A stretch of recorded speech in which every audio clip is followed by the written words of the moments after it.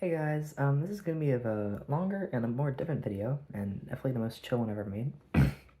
But basically, I'm gonna be doing an entire ASMR video on my music collection. So that includes all my records, tapes, and CDs.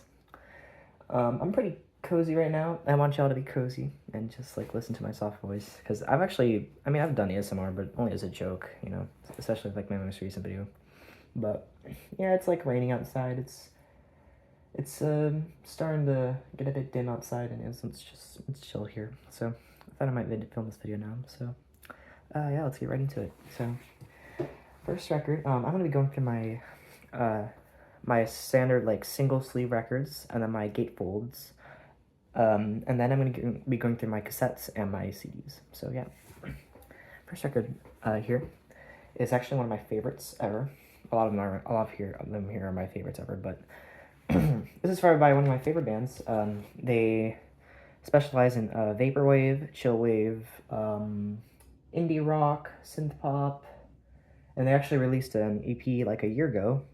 It doesn't feel like a year ago, but I remember in February I got it on cassette, and I'll actually show that one off later. But this is their third album. This is called Emotion. It's by the Australian duo Surfing, which consists of Penny Van Hazelberg and Leroy Honeycomb. These guys are from Melbourne, and it's called Emotion. This is their third album. I actually have all three of their main albums on vinyl. And here's a track listing. So we have Seville, Breakup, Visions, Crazy, and Hearts on side A. And side B we have a Seville reprise of the track. Emotion. What am I saying? Enough. Psycho, Give You Up, with George Clanton, and George is actually one of my favorite artists ever. I also have a bunch of his records. And Bliss. This is definitely well, I think this one in my opinion is Surfing's best album.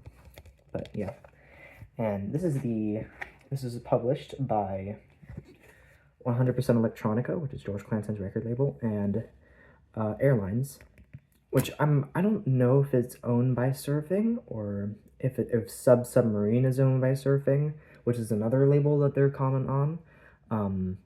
Their newest EP isn't on 100% Electronica though, and I knew they were recording something because they released it in November of 2023, and I remember in summer of 2023, I remember they were releasing singles on Spotify and other streaming platforms, and they sounded really cool, but they sounded like this record, but like instead of like rock and synth poppy and like abstract, they were more like toned down and jazzy, but not in like a vaporwave way, because there was no samples. It was all original now. They weren't really, they're departing from vaporwave, but I call it a mix of shoegaze and chillwave and a bit of jazz too, and that's the new one.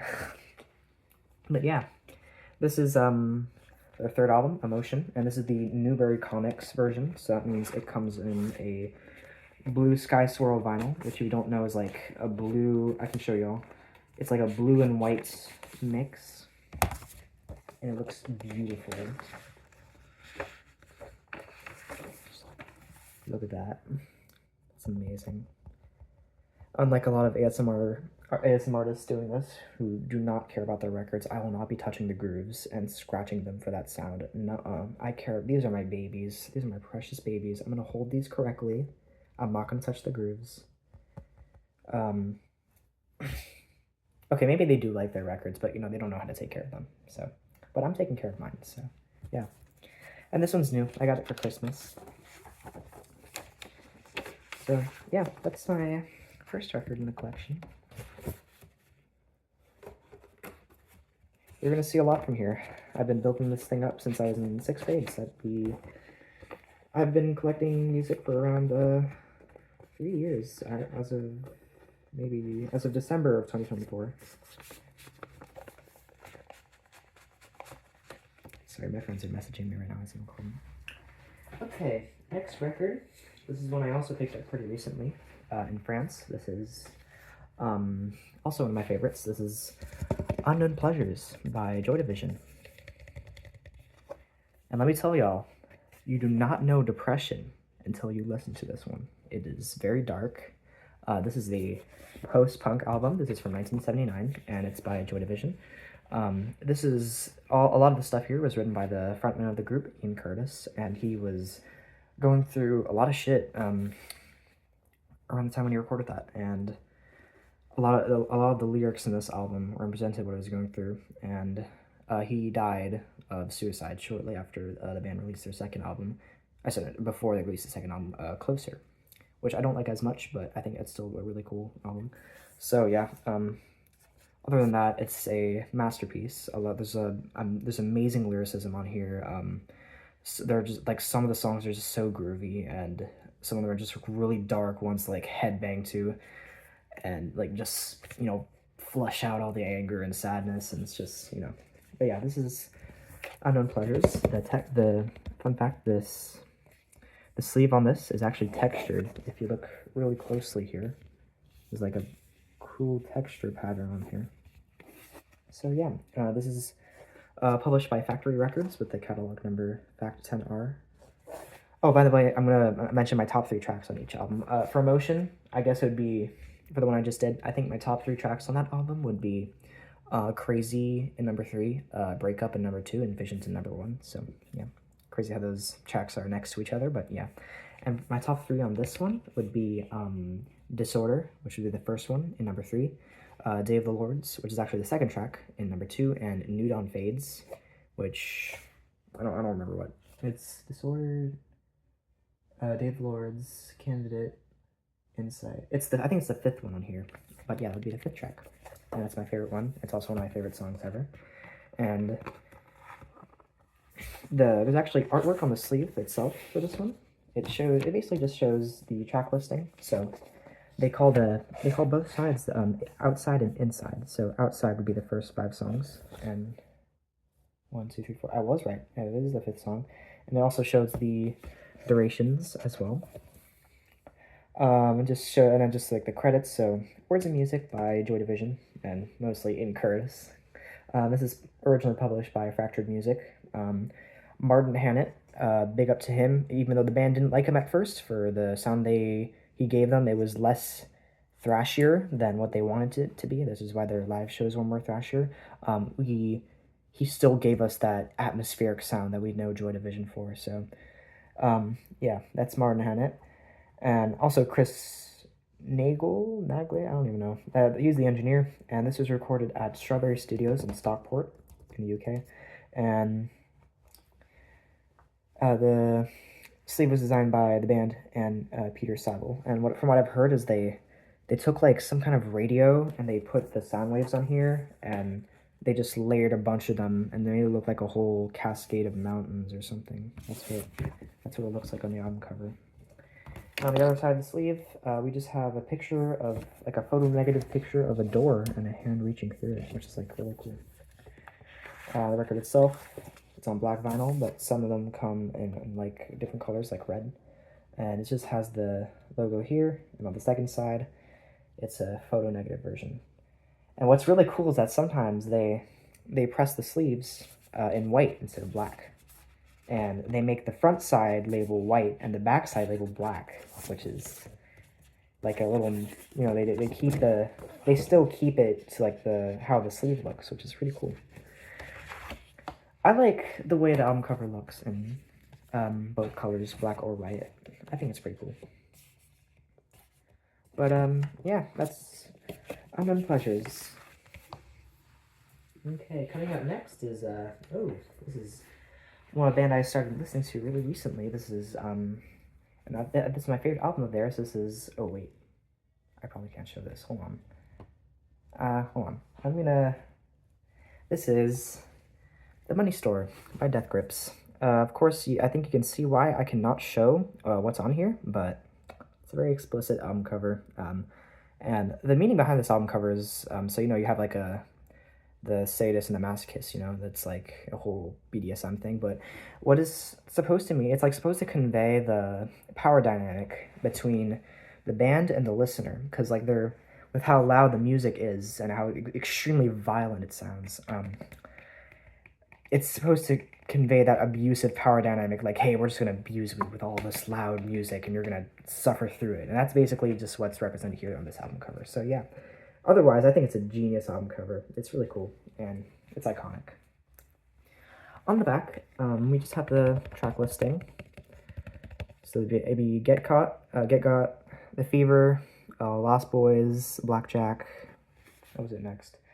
Hustle Bones, I've Seen Footage, Double Helix, and that's side A. And then side B, we have System Blower, The Cage, Punk Weight, Fuck That, Big Bitch Please, and Hacker.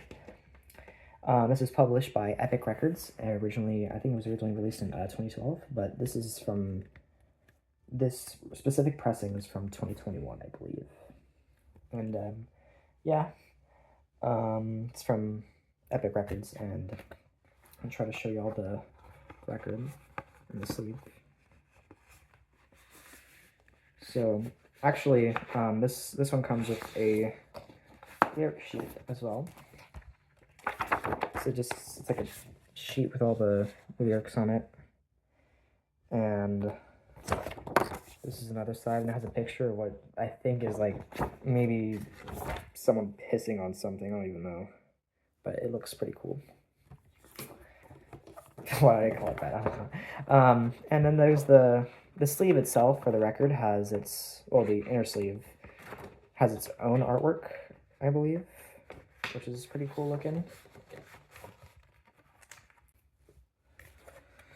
Okay, and then the actual record sleeve itself looks like this.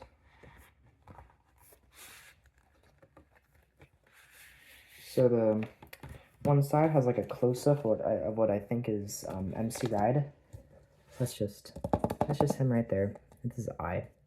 And the second side is someone's desk. It's like another photo negative picture, but it's like a green lamp. It looks a bit weird. It looks like a 3D model or something. I don't even know. But yeah.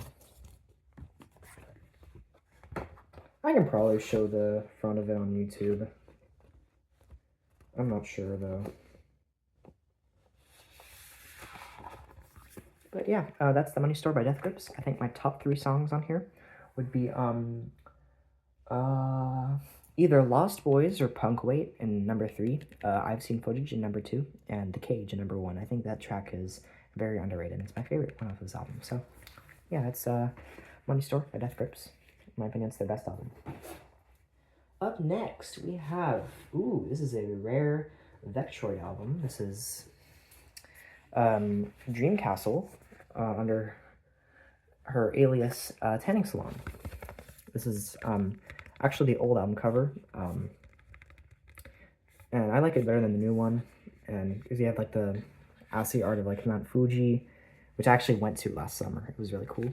Like the old castle and this pattern with like I think it's like the window blinds and a tree, and for some reason I recognize it. I saw it on the Floral Shop cassette design as well. So I think this is like a little piece that Ramona had just laying around on her computer, I guess, and she just used it for both these projects.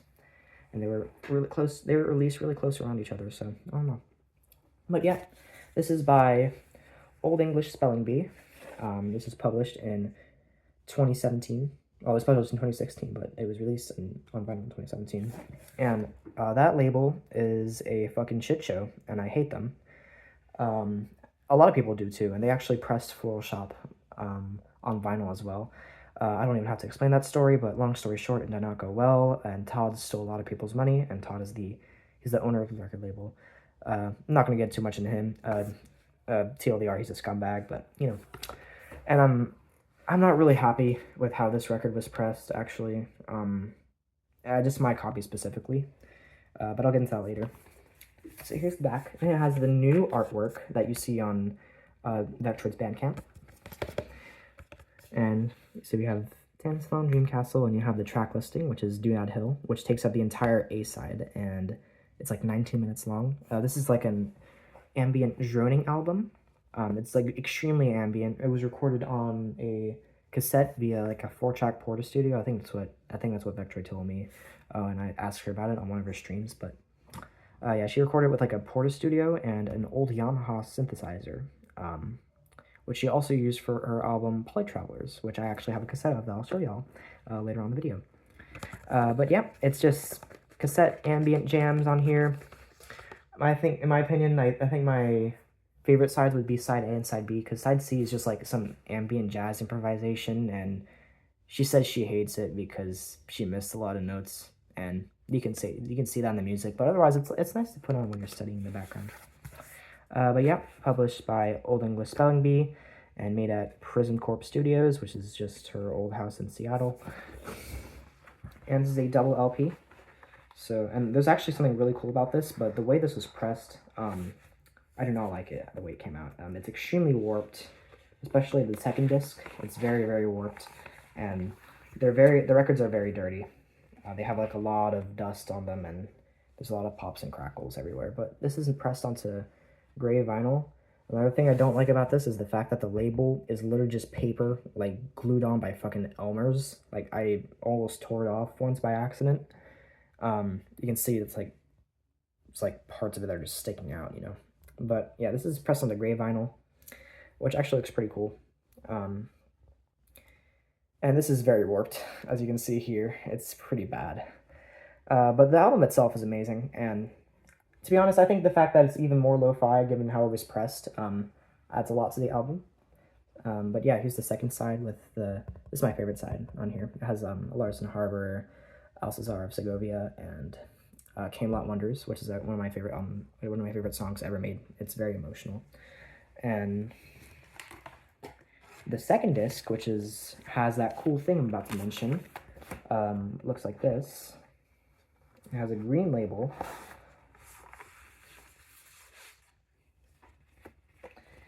So it has only 2 songs on it, which are Penrose Steps and Pandora's Labyrinth.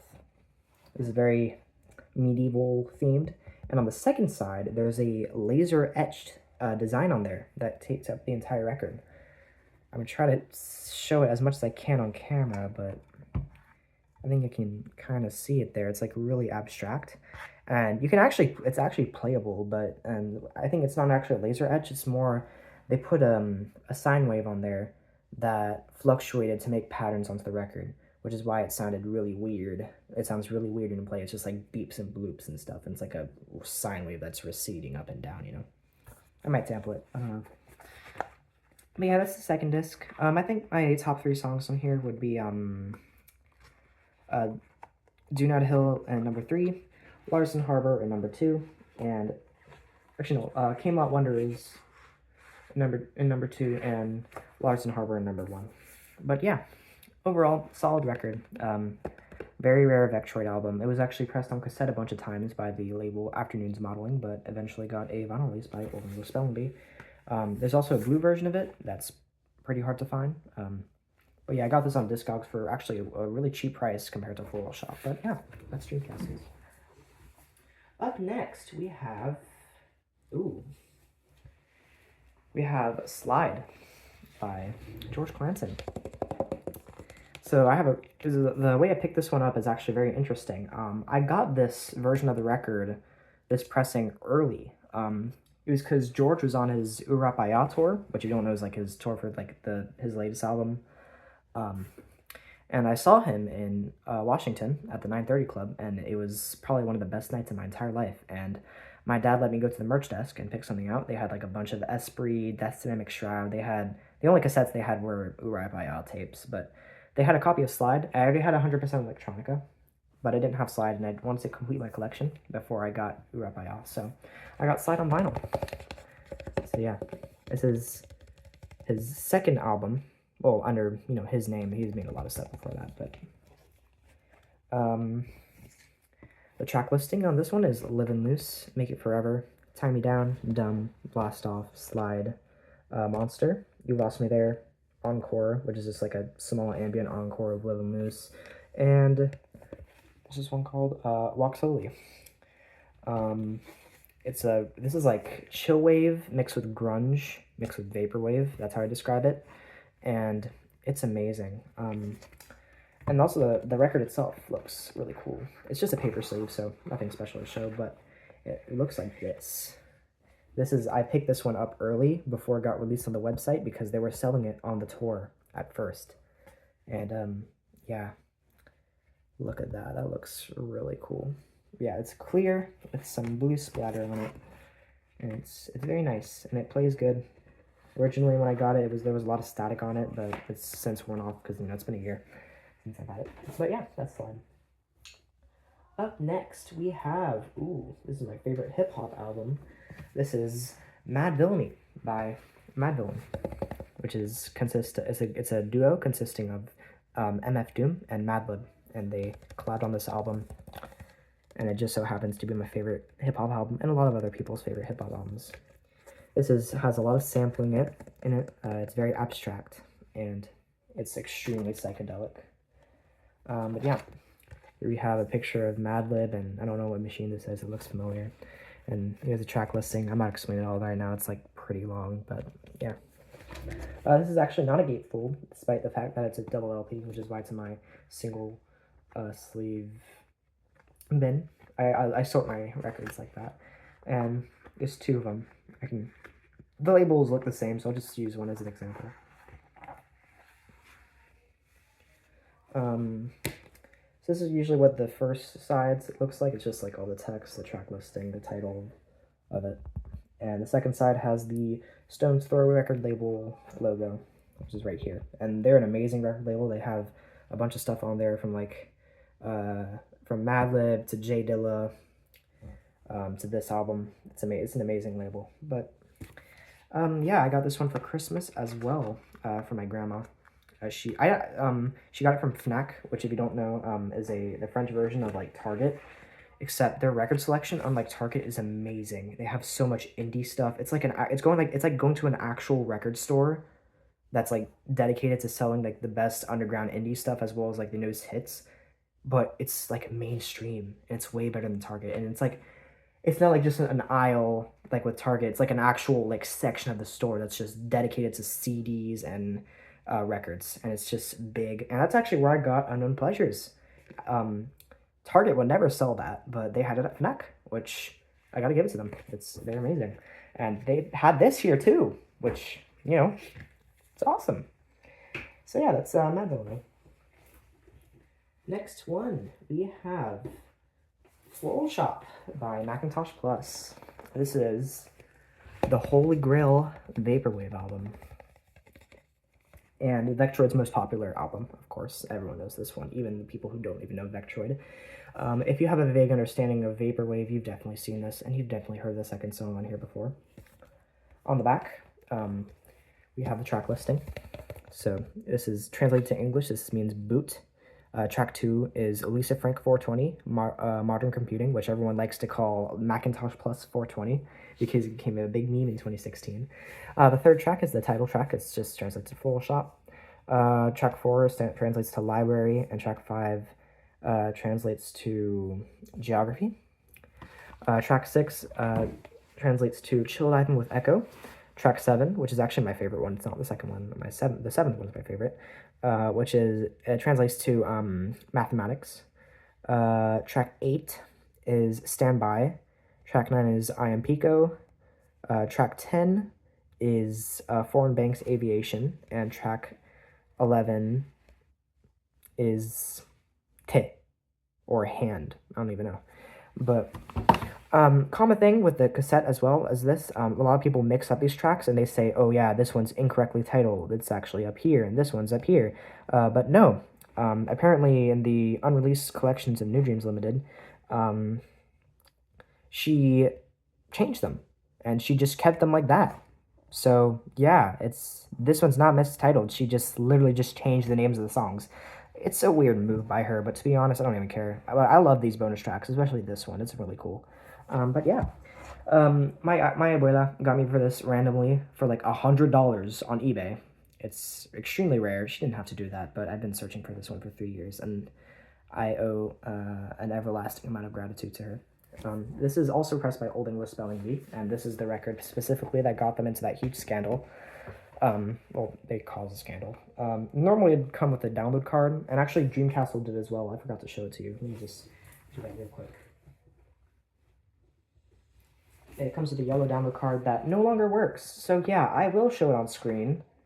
and y'all can't do anything about it because you can't even redeem it. I've tried many times, but they took down the album from their Bandcamp, and actually every single thing on Old English Spelling Bee is completely decimated off of Bandcamp. I checked recently, they're just gone. That's good. It's a good thing, but they had a lot of James Ferrara albums on there, which got dragged down with them. But this is just it. Here's the code. Go ahead, try to redeem it. I dare you. Someone's actually going to do that if they come back online. Maybe Todd's watching this video. He's going to be like, fuck you. And he's just going to do that. But back to Photoshop. So, other than that, this is, unlike Dreamcastle, this one's actually a pretty decent pressing. Besides the fact that there are a bit of, like, small dents, like, small dents on the first side, but they don't really impact the playing. I guess it's just a pressing mistake. But this was pressed on pink vinyl, which is really suitable for, you know, the aesthetic of this album. So this is the first label. It's really abstract design. And here's the second one, which is also really cool. And this one actually came with a poster, which I'll show y'all briefly. I think y'all seen it in my some of my other stuff, my other videos. I just have it on my wall, but let me show you what to take off real quick. This thing right up here. That's the poster for it. Yeah, that's Photoshop. That's all I have to reveal for it, but yeah. Next record we have is Incubo by Surfing. So this is Surfing's second album.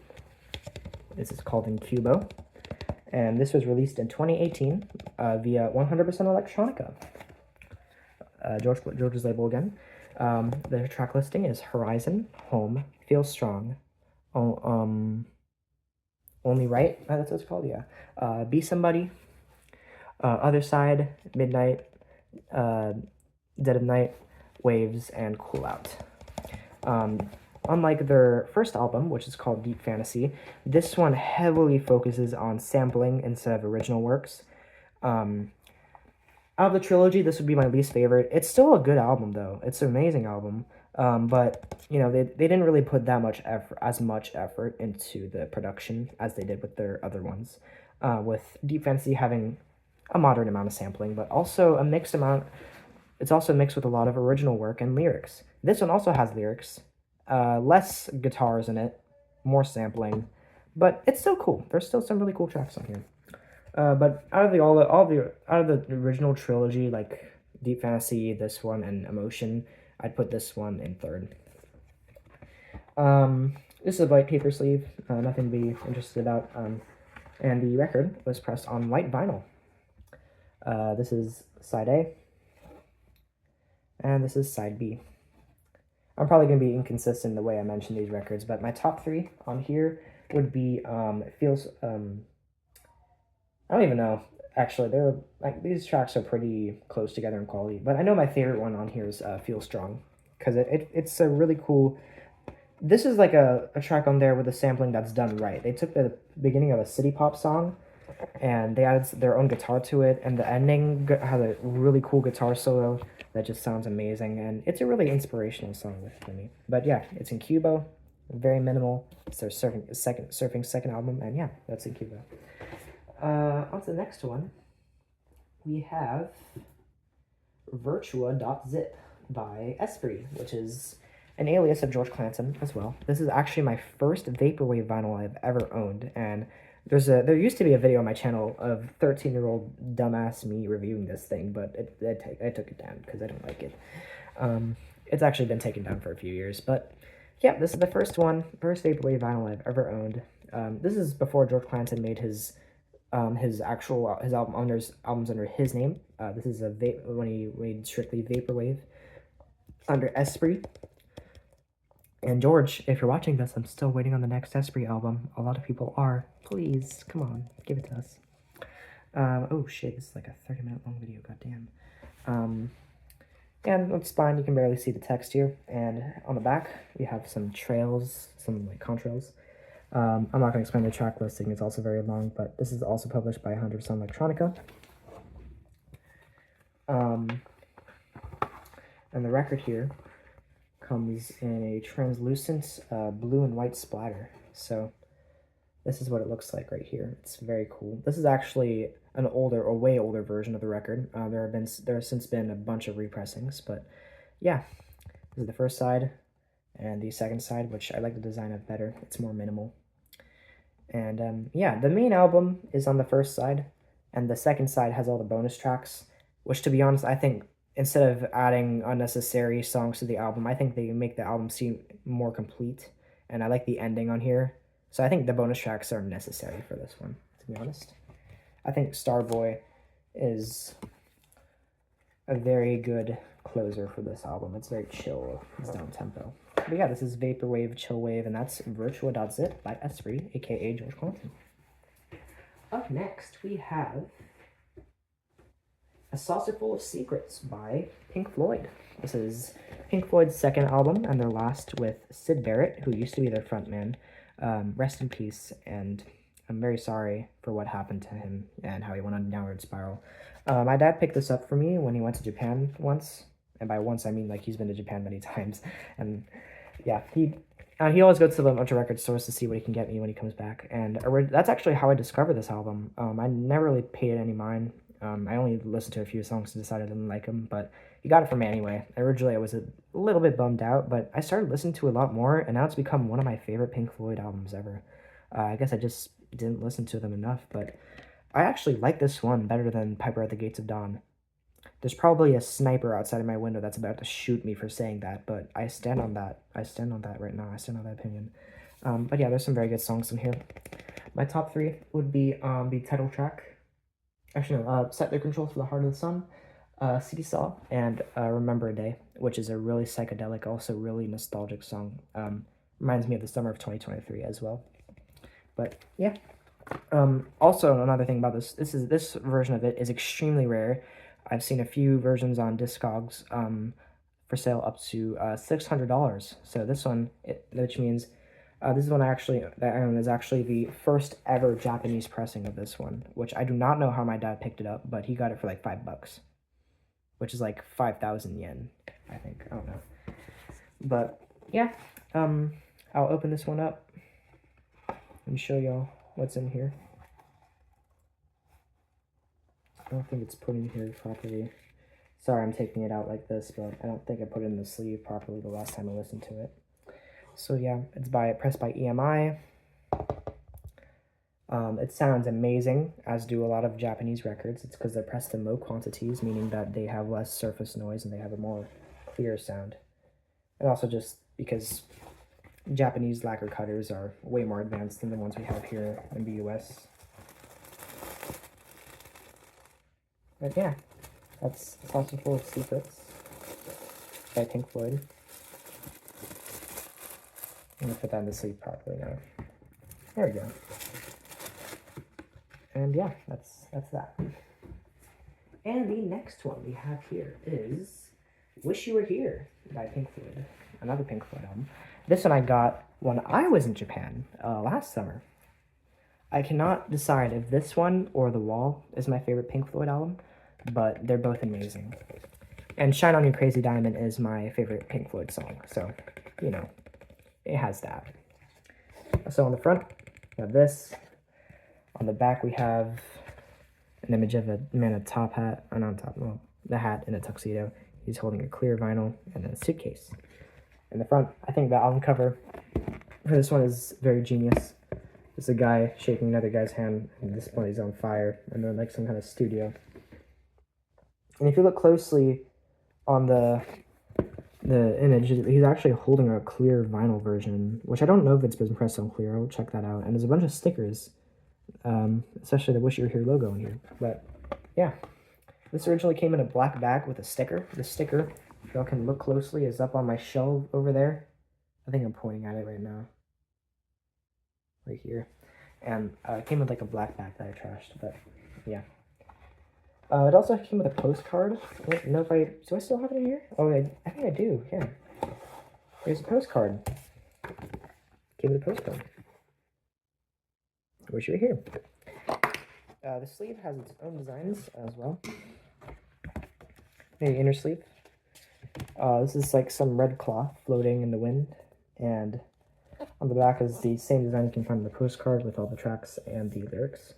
My top 3 on here would be Have the Cigar, actually, Welcome's the Machine in number 3, with the title track in number 2, and all the parts of Shining New Crazy Diamond, because yes, they all count as a single song, in number 1, which makes it a 26-minute long song with all of them mixed together. And there's actually a seamless mix of it on YouTube that y'all should totally check out. But yeah. And that version of it is my second favorite song ever made. But yeah, that's Wish You Were Here by Pink Floyd. Up next is, this is actually one of the first records I received. This is Thriller by Michael Jackson on picture disc. I think I showed this one in a meme I made. But yeah, you open it like this, as with all the other picture disc albums. And let's gently take it out. To be honest, I don't care. It's a picture disc. It's fine. I can pinch it like this. So on the first side, it's the standard album cover. And the second one, you have Michael with all the zombies. I like the second side better. I don't like the design of it better, even though it's an amazing design, but I like the songs on the second side better than the first one. Especially because Beat It is my favorite one on here. And in here is just like a sleeve with all the lyrics and the credits for all the songs and some pictures behind the scenes. And Michael and the little tiger that's the extended photo of it. But yeah.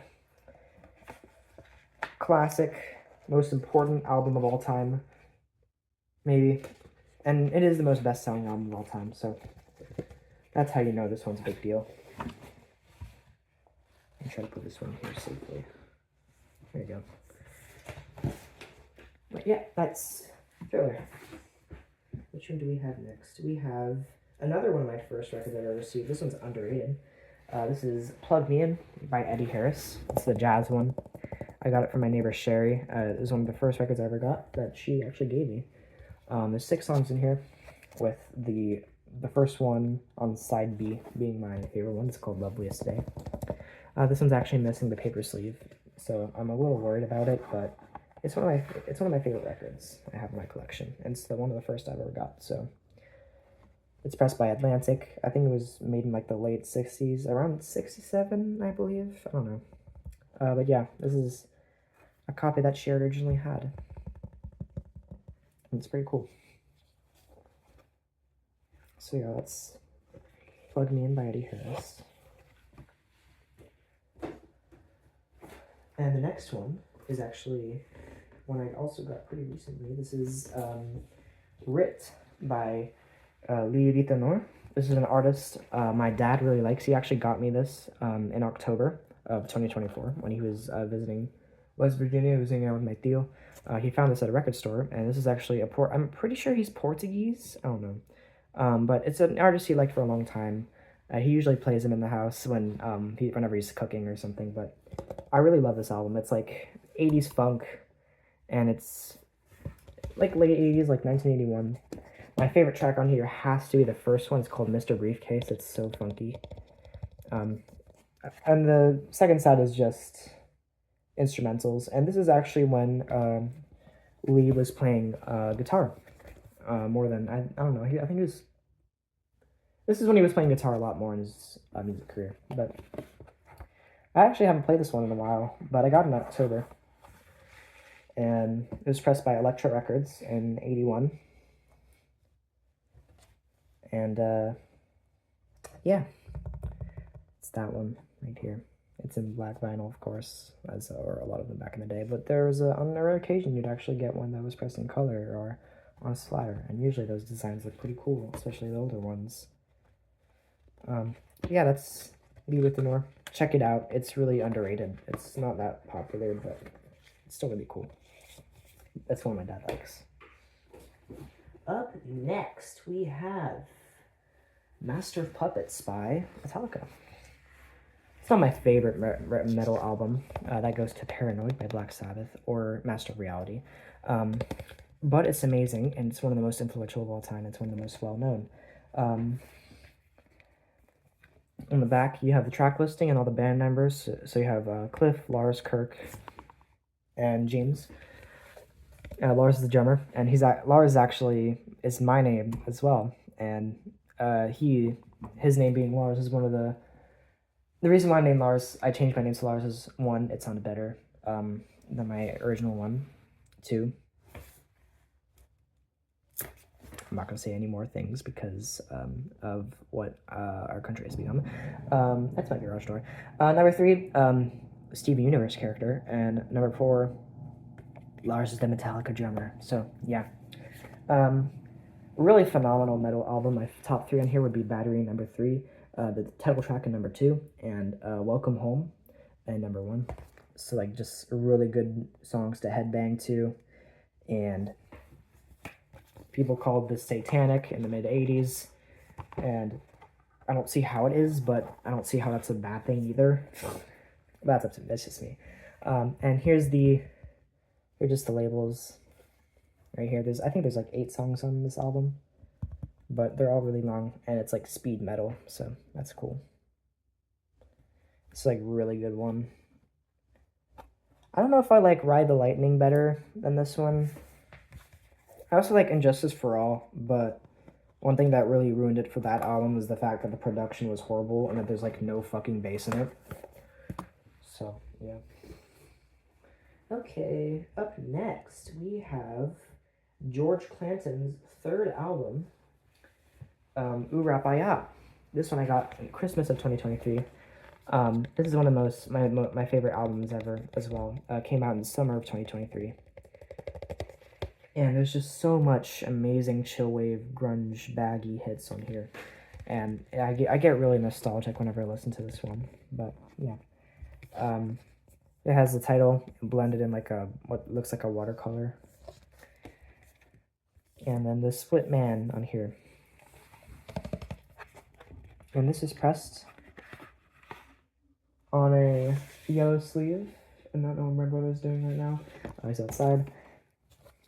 And this is the sleeve just shows all the, I think there's like a typo in here somewhere, according to Discogs, but it just shows all the songs.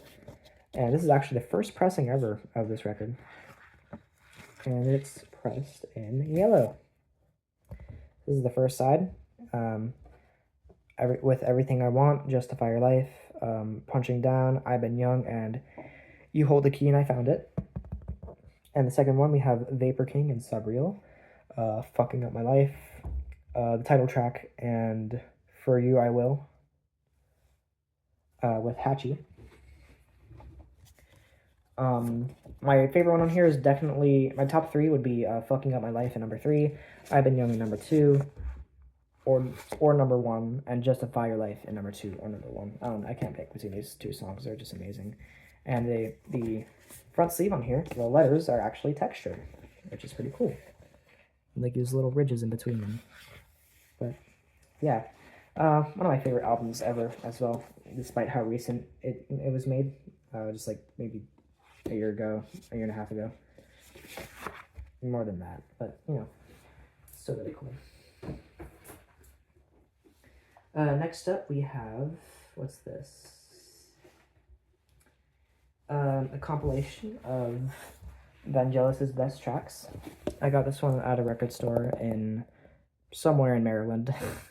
But it's like some really cool synth jams on here. It's like classic, like neo-classical synth stuff. Rest in peace, Vangelis, who made amazing music over the years. But my favorite track on here definitely has to be Spiral. The arpeggios on there are just so psychedelic.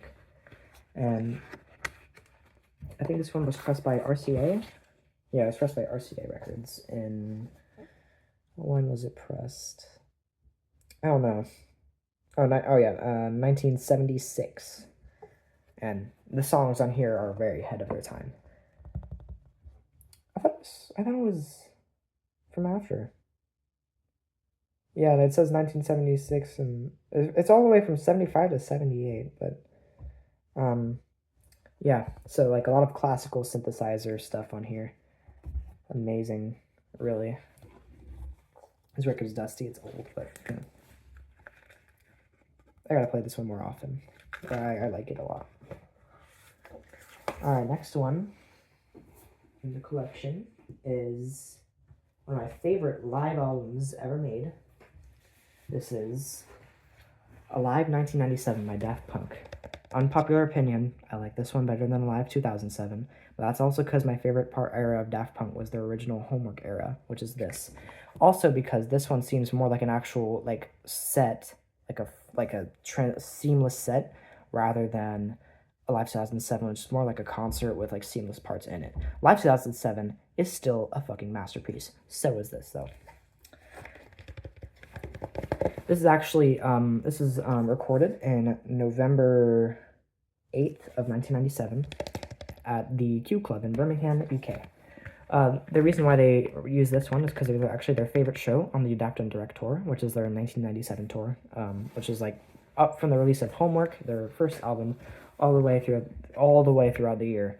And yeah, this is actually missing a lot of songs though. It's a cut version. It just appears like this thing starts right after they finish Short Circuit, an early version of it, and it ends at Alive, because they perform like songs that would be pretty troublesome to get through without copyright. However, they did actually release their show at the Mayan Theater in LA, which is actually their second to last show they even did on the tour. There's a whole video of it, and it has all the songs.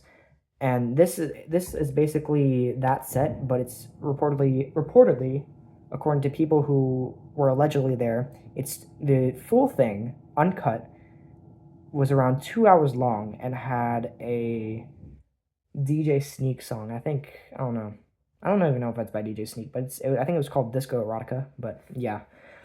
And it's really cool. So if that set is probably most likely lost media by now, but if someone were to find it, that would be amazing. But yeah, this doesn't have actual tracks in it. It's just split up into two parts. This record is actually extremely heavy, and it came with a bunch of stickers at first. I can't show them right now. I put them in a lot of different places, but this is the first side. It has a black label, and the second one has a white label, and it has all the info on it as well. The set list in the cut version, that is this version, they start out with like the end of Short Circuit, which is like, an early version of Short Circuit, which appeared on Discovery. And then they go into Deft and Direct and the Funk, and then the 10 minutes of Funk remix of the Funk, and then Rollin' and Scratchin'. And then they go into a bunch of original tracks, like they're mostly like hardcore techno. So their first one is like Revolution 909 Live. I don't like the name. It does not sound like anything like Revolution 909. The popular name for it is that we just call it WDPK. And then the second one is the second part of that song. It's called Pulsar. And then it ends with Alive, which is a really cool outro for it. Despite the fact that it's cut, and in the actual show it would have transitioned to Can You Feel It by CLS. But yeah, it's Alive 1997 by Daft Punk. The next one is one from my grandma. I got from her last summer. This is just compilation tracks by Simon and Garfunkel. Amazing songwriters from the 60s and 70s. And this is just them sitting and vibing. My favorite one definitely has to be The Boxer. Very underrated track. I like it better than Mrs. Robinson, but The Boxer is like a very motivational and powerful song for me. Sadly, this one is actually very warped, but this actually used to be my grandma's, and she owned this one when she was my age, and she used to spin it a lot. But yeah, this is pressed by CBS when?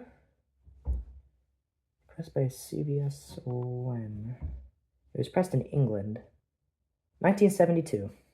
So she was around like in her 20s. And that's when she met my grandpa. And they're from France, so yeah. The label's all yellow and torny because it's old. But yeah, that's greatest hits, Simon and Garfunkel.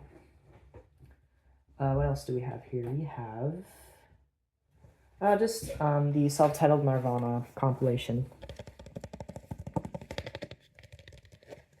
Here we have someone strumming a guitar, probably Kurt Cobain, and a lot of the Nirvana's greatest hits in here, on here. Nothing special here other than the record itself. 180 grams, and It's just the same thing, the same design on each side. So yeah, I got this one on like random Christmas. My tia gave it to me for Christmas, so thank you to her because she got me into Nirvana. It was this album that got me, this compilation that got me into Nirvana. Up next is a single, a 12-inch single we have here. It's called, this is actually the first mix of Sick and Panic by Macintosh Plus. So this is a Vectroid one. This is her latest Macintosh Plus song. However, it came out in 2019. It was supposed to be the teaser for the new Macintosh Plus album, which sadly hasn't come out yet. You may think, oh my gosh, Vectroid is so lazy, but no. Watch her streams. She has to put up a lot of stuff. She's in the trenches right now. And, you know, she has a lot of cool stuff in store as well. And on her Bandcamp, which she's been updating, she hasn't taken away the message saying, hey, I'm working on the Macintosh Plus album. So we just gotta sit tight, you know? We just gotta sit tight. It's actually single-sided. It's just Sick and Panic, the first mix of it at least. There might be a new mix of it in the original, a new final mix of it in the album. But this is published by her own label, Cronus and Vermilion. And the front of it says Rise from Your Grave, which I think is a reference to Altered Beast, the Sega Genesis, the Sega game. And they have like an upside down blue statue here and the Cronus and Vermilion logo. What's really cool about this is that unlike a lot of picture discs that have pretty bad sound quality, this one's good because it's, first of all, it's clear. Second, the picture's on the other side of it. And so, which means they didn't have to sacrifice the sound quality just for a good picture of it. Because the picture's on the other side of the record. It's a 12-minute long song full of glitchy, deconstructed club electronic beats. And according to her, she wanted to sound like the opposite, as opposite to Floral Shop as possible. And which I totally agree with. It does sound like that. That's Sick and Panic by Macintosh Plus, aka Vectroid. Next up, we have another 12-inch single. This is Synchronicity 2 by The Police. This is my favorite song by theirs, by Sting and the Police. It's so good. It's like a progressive rock 80s thing. Back when they were probably the biggest band in the world, like the mid-80s.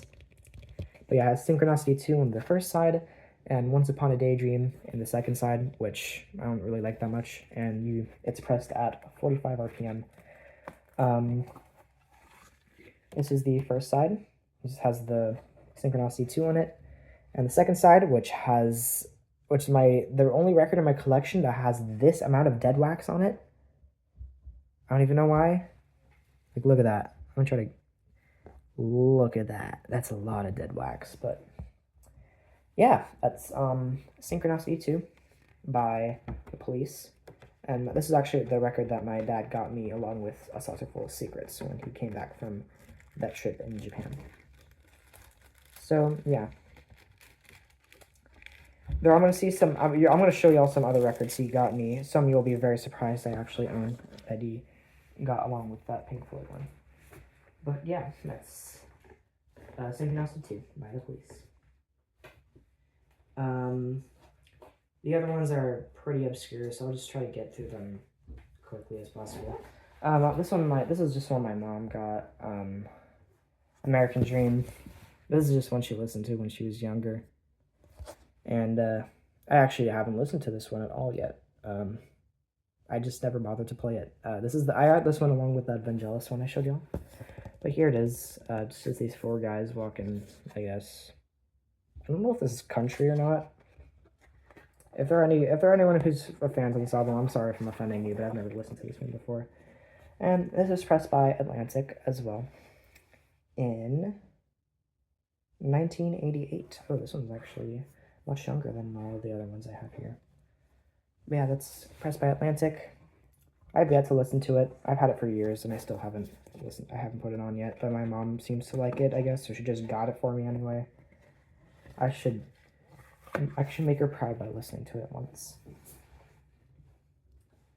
That's about as much as a review for my single. Actually, we have Bad by Michael Jackson, also on picture disc as well. Same deal with Thriller, you know, have the stuff on the inner paper, and yeah. If you take it, I can show you the other side, which looks like this, which is pretty cool. This is what the design on here looks like, and the other one, which has all the lyrics and the logo. That is Bad by Michael Jackson. This is also, that's actually my favorite Michael Jackson album, by the way. And the rest is just some random jazz. This is also another one my dad got me when he was in Japan. Still has the obi strip and everything. It's like it's Tomita, the Bermuda Triangle. It's a lot of like classical synth music. It's very spooky sounding a lot. There's stuff from Spielberg. There's like Close Encounters of the Third Kind by John Williams. Other stuff. It's just like it's supposed to be like a really spacey alien sound, you know. But I like the design on it. It's really cool. It's Tomita. It's a compilation kind of, and it was originally sold for like 2,500 yen, so it's like around $25. I believe. That's just my estimate. I'm not sure. And we also have another one of my favorite records I haven't played in a while, Slippery When Wet by Bon Jovi, which has my favorite songs on here being Living on a Prayer and You Give Love a Bad Name. I think the B-side on here is like extremely cliche, but other than that, there's some amazing songs on here. I really like the design of the sleeve. Just a bunch of girls and the band members just washing beside a car wash, I guess. And this has all the lyrics on here and the song names, and it shows everything. And here's the back. I think I showed it to you already. I think that should be about it for my single sleeve records. Oh damn, we are at 57 minutes. Holy shit. And it's getting really dark out right now. It was originally much lighter out when I started recording, but you know, it happens, I guess. The rest of the stuff is just obscure. We have New Kids on the Block, I guess, Hanging Tough, but I mean, I think you already know some of them. And now we're gonna get shortly after. I'm just gonna take a water break right now. I'll also record this. It's good ASMR material. And then we'll get into the Gatefold records.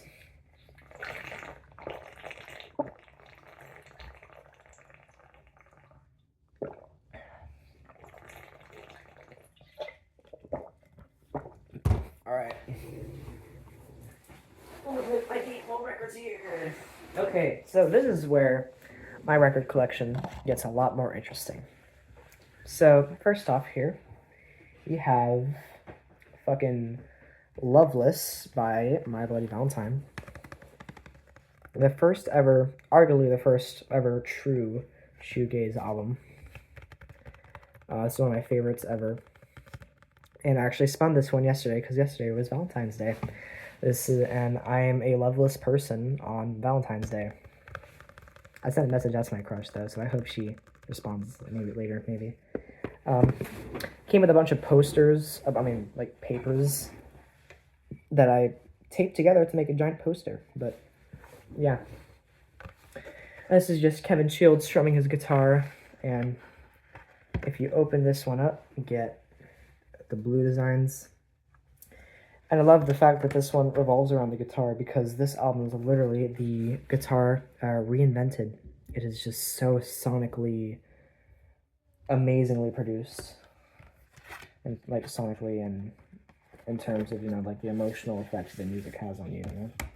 It comes in a red sleeve. I got this one for Christmas as well. My grandma also got this one at Fnac for me. And the other side is blue. This is a fully analog cut deluxe edition, which means, so what that means is, like, originally, the album, actually, no, let me just show this off. We just have the front sleeve is pink and the other sleeve is blue. We have Only Shallow, Loomer, Touched, To Hear Knows One New Sleeve, and I Only Said on the first side, and Coming Alone Sometimes, which is my favorite one on here. Blown a Wish, What You Want, and Soon on the second one. So by fully analog cut, that means basically when they were recording this album, they originally recorded it onto analog reel-to-reel tape, However, Shields didn't like the sound of it at the time, and opted to switch to the more digital DAT, digital audio tape, and then they recorded that on there, and that's how it was released. In the early 2000s, Kevin Shields, actually it was in 2010s, he revisited those analog tapes and did a full remaster of them, and this is what it sounds like on analog now instead of DAT. There was originally a glitch when it came to exporting the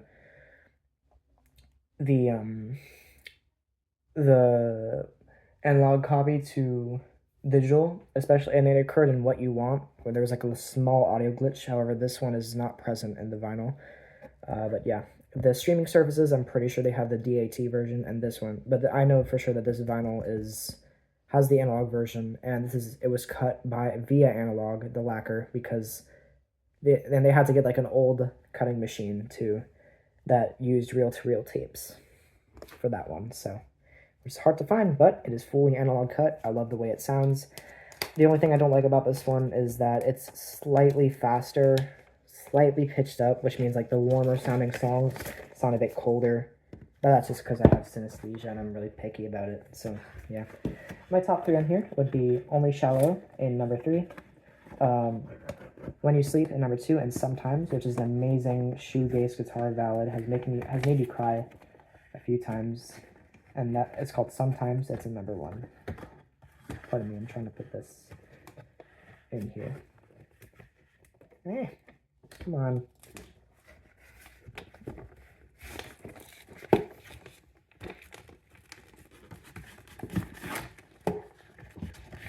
There you go. Yeah, that's Loveless. Oh shit. That's Loveless by My Bloody Valentine. Okay, up next is another one of my favorite albums ever. This is The Glow Part 2 by The Microphones. This is my favorite folk album. It is a folk album. It's actually supposed to be held like this, but it's at the sleeve is sideways, so I'm holding it up like that. You see that right here. This album was the soundtrack to my September of 2024. I was just starting out high school. I had a huge crush on some person, and I remember visiting my Theo's place in West Virginia, and whenever I wasn't doing anything, they and I were, texting each other for like hours on end, and I had this album on the background. We didn't get together, but we're still really good friends, so yeah. I probably shouldn't have revealed all that, but I'm not gonna reveal their name. Y'all don't know them though. Oh shit! Why is this thing keep falling? Oh my gosh. So this one, before I show the records, I'm going to show the paper it comes with. So this just shows, this is like some random house. I don't know what it is. Is it the recording studio? I'm not sure. But basically this is the full design on this side of the paper.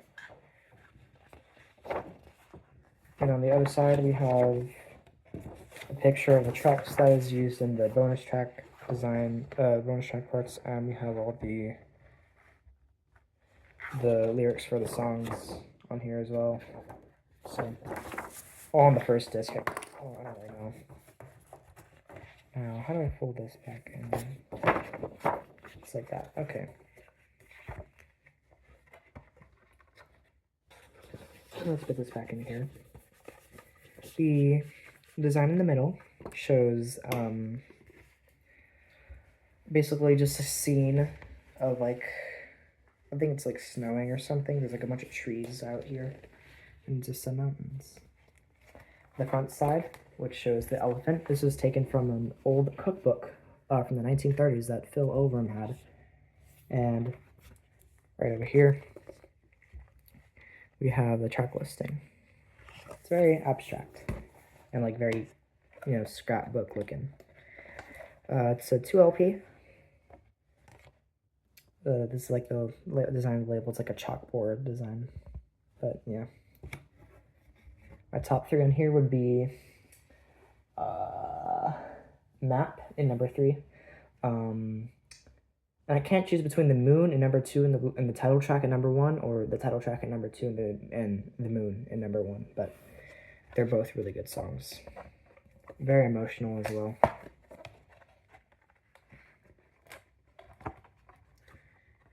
And here is the second disc, which has the rest of the songs on here. The order is I Want Wind to Blow, the title track, The Moon, Headless Horseman, My Roots Are Strong and Deep, the first instrumental, The Mansion, both Something tracks, I'll Not Contain You, and then it's The Gleam Part 2, I think? I don't know. Yeah. And then Map, and then You'll Be in the Air. I Want to Be Cold, I'm Bored, I Felt My Size, and the second instrumental. And then I Felt Your Shape, which is my favorite love song ever made.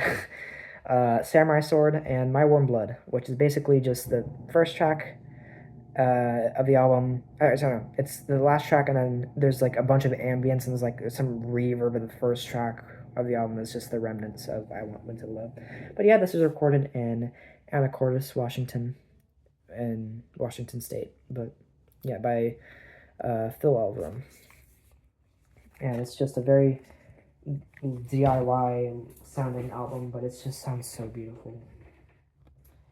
Up next, we have Deep Fantasy by Surfing. This is Surfing's first album. This is the 10th anniversary edition. The original artwork did not look like this. I'll put on the screen what it originally looked like, but this is the 10th anniversary edition. It's because the artwork wasn't original, so they decided not to get into copyright issues. And actually, this is my favorite Vaporwave album ever. I originally said that Emotion was my favorite one, but oh, my brother's passing me right now. I originally said that Emotion was my favorite surfing album, but that's because it's not a Vaporwave album technically. It's like indie pop. This is Vaporwave. This is my favorite Vaporwave album. But yeah. The gatefold reveals a bunch of sketches over some pictures of them everywhere. And the back has the track listing. This is not published by 100% Electronica. It was by Airlines and Submarine. I'm not sure if they own this one or this one, but yeah. It's the 10th anniversary edition, and I bought this one 20 minutes after it went on sale because I was so excited, and I got it for Christmas of 2023.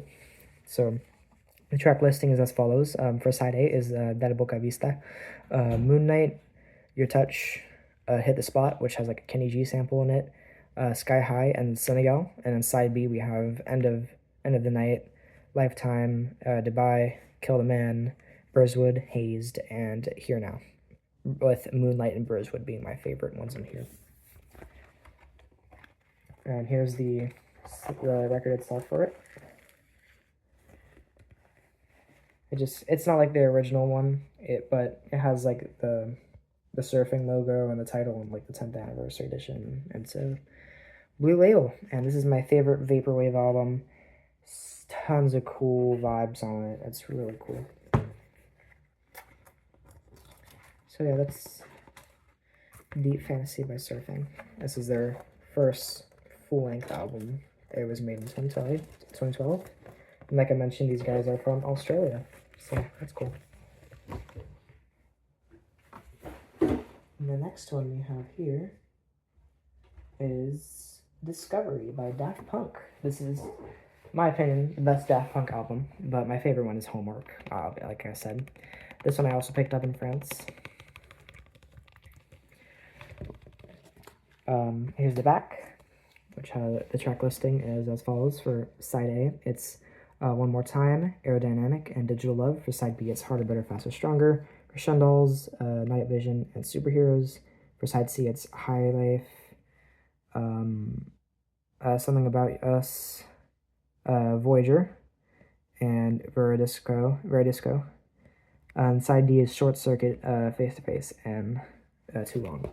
My top 3 on this album would be Face to Face at number 3, Voyager at number 2, and it's a very underrated track, and Digital Love at number 1, which is actually, no, that one's my favorite love song.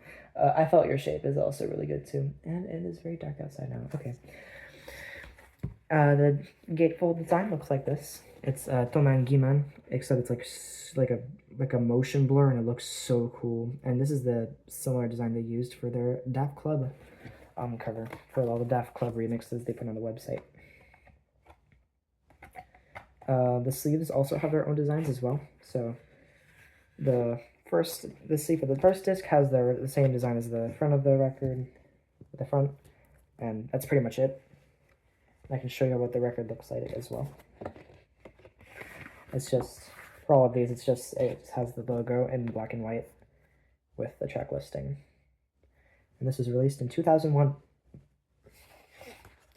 Even though it sounds way too ahead of its time, and it just sounds amazing.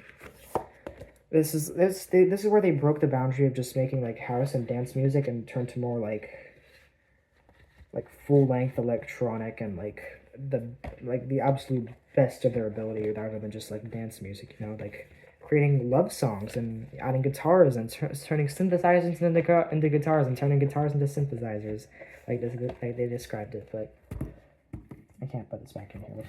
Okay, here's it. It's amazing. It's very nostalgic as well. It's supposed to like reflect a lot on childhood nostalgia as well. But yeah, this is the next design. It's just Domangiman. Yeah, they're just vibing in the studio. They're having fun. And then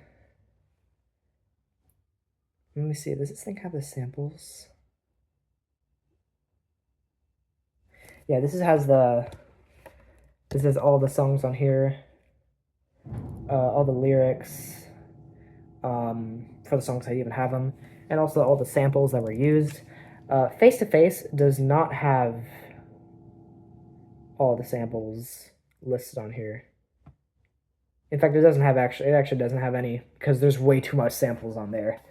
I don't even know how they cleared all of them, but yeah, there's like at least 14 samples they used. It's like they're like meticulously cut.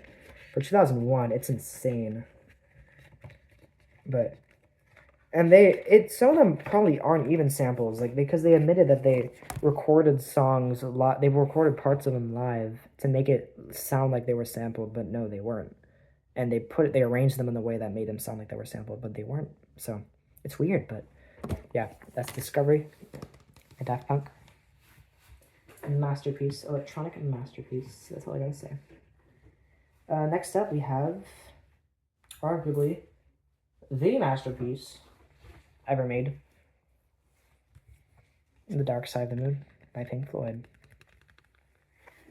This is by Thriller is the most best-selling album of all time, in my opinion, and I share this a lot of opinion with everyone. This opinion with everyone. This is the most important album ever made. And so that we just have the iconic prism design and the upside down one. And if you were to open this all up, they link together. And something that record stores love to do back then when they were selling this is just have like a bunch of these side by side, all opened up to make it look like an endless loop of just art. And actually, for the Dark Side of the Moon's tour, Pink Floyd came to my city in the 70s. They performed at Merriweather, and yes, guys, that's right. I do live in Columbia, and I have Merriweather, the Merriweather venue, like 15 minutes away from my house. I can go see anyone. But yeah, it's a cool ass venue. Anyway, enough of that. In the middle, you have the rainbow design with the heartbeat on there, like the dun dun, like the heartbeat you hear every now and then. All the track names and the lyrics. And let's see the record itself. We have originally came with a bunch of posters and stickers. I don't feel like showing them right now though. You can look them up online. It's fine, or I can show them on screen. The record itself has, or both sides has a prism pattern on its side, which is a really cool thing to do. However, in the first pressings in the UK, the way you know it's the first pressing ever made is if the prism was a solid blue and white. And these are very, very rare, especially to get in good condition. But yeah, that's The Dark Side of the Moon by Pink Floyd. My top 3 on here would definitely be, let's see, what is my top 3 on here? I know Us and Them is in number 1 and Time is in number 2, so I guess I guess I'd put, oh yeah, Money in number 3. Cool. So that's The Dark Side of the Moon. Next up, we have, we're going to go like back to back with Kendrick Lamar. We have Good Kid, Mad City by K-Dot. It's a nice time to show this because, you know, Kendrick Lamar is kind of, oh, definitely the greatest of all. Well, he's everywhere right now. So yeah, this is some people say this is the best album. If you say that, I won't argue, but I think the best one is T-Pad. But if you say this is the best one, I can see why you say that as well. This is my second favorite one he made, and this is actually his second album, released after Section 80, and this was released in 2012 by Top Dog Entertainment and Aftermath Entertainment.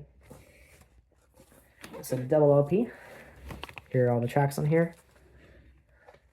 And in the middle, like in the middle designs, we have all the lyrics and the tracks, and we have a bunch of Polaroid pictures of when K-Dot was young, and as well as like some older pictures of him. And one of the people on here has a shotgun.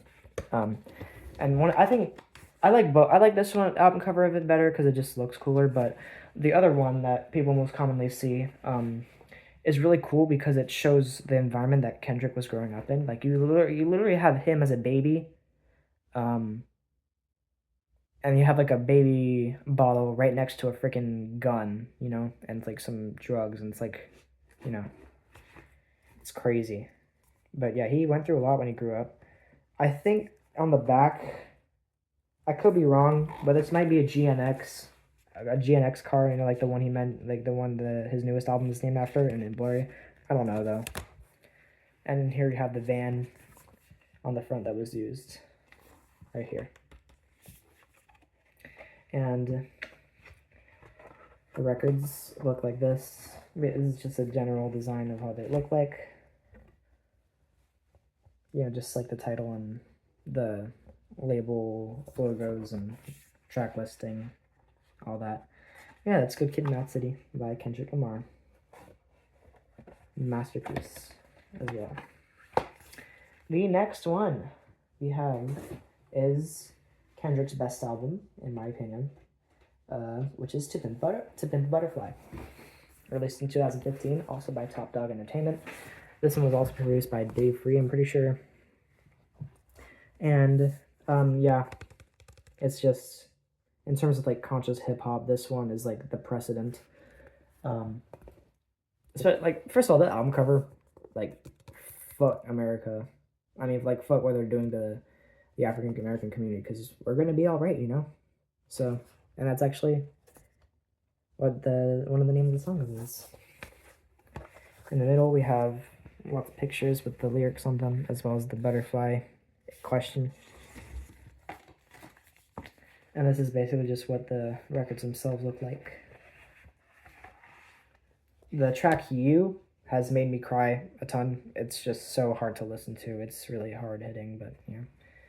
This is basically just what they look like. And my favorite track on here has to be The Blacker the Berry. My second favorite being Mortal Man, and my third favorite being Institutionalized, which is a pretty underrated track. Yeah, tons of bangers, amazing lyricism, amazing instrumentals as well. Up next, we have arguably the best Vectroid album.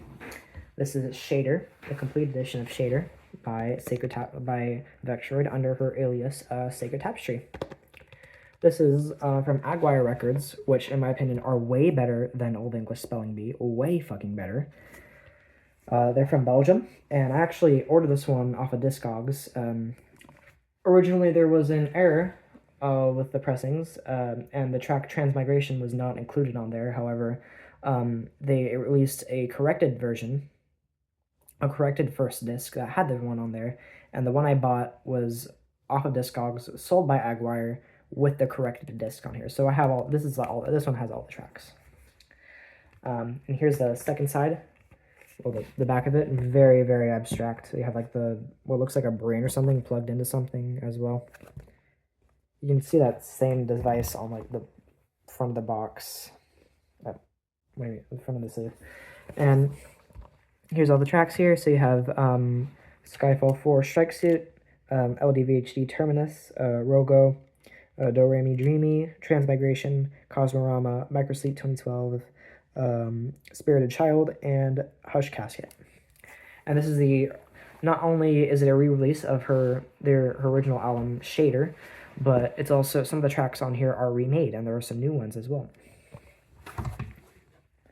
So here's what the sleeves look like. They have their own designs. So this is the first disc, side A and side B. And this just shows all the tracks on this. The labels also have their different designs, so I'm going to show them. So this is the first one. It just shows side A with the track, with the statue, like the ball gag. I think that's it. Is that a ball gag? I don't even know. It looks like one. This is a weird design. Like, this is a ball gag, but at the same time she's like plugged into wires. So that's weird. And then there is the second one, which is my favorite side on this record, which has the same statue that can be found in the Sickened Panic by Macintosh Plus, the album cover for that. And side B, this has all the tracks on here. Side B. So that's the first disc.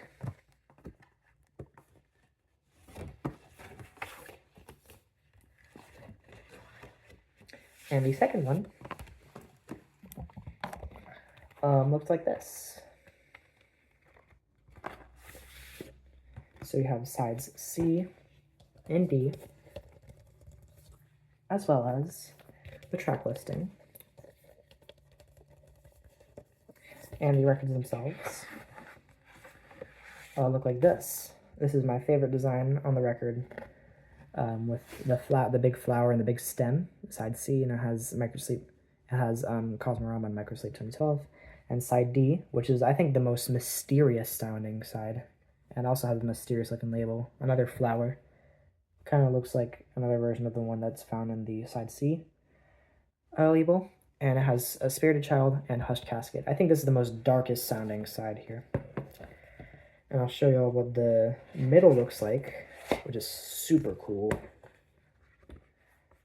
I like to imagine it's what the character in the No Subjects analog horror thing that Vectroid made was seeing when they were trapped in whatever the heck that glitched world of theirs was. Like they were they escaped. One of the operators escaped the facility or something. There's a lot of lore for Prism Corp that even I don't know, and it's confusing. But you have the big baby and something, and you have like a bunch of hands leaping out as if there's like a malfunction here, and like a bunch of bodies being held in like some tanks and like TVs and stuff, and it's like super abstract. So Vectroid is a really good visual artist. I love the stuff she makes as well as her music. But yeah, that's Shader Complete by Sacred Tapestry. I have yet to get Sleepline, but I wish I could get it soon. Next one, ooh, this is one y'all definitely know. This is Igor by Tyler, the Creator. I have Tyler on my wall, right up here. He's just chilling there. Oh my gosh, now we're in 23 minutes down. Now we're on 24. So yeah, this is Igor. Let me drink water real quick. Hold on.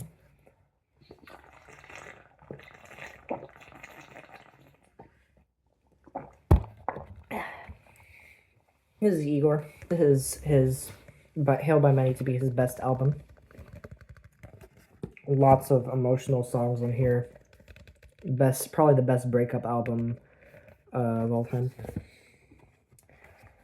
In the middle, we just have a picture of Igor. Tyler's persona for this album, as well as all the tracks and the lyrics. We also have a bonus track on here, Boyfriend. Like how a lot of the physical releases have their own bonus tracks.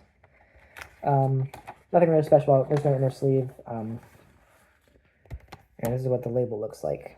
It's just this cool design right here. And it's on black 180 gram of vinyl. Oh, come on, my phone keeps on falling. But yeah, that's Igor by Tyler, the Creator. His best album. Not that many.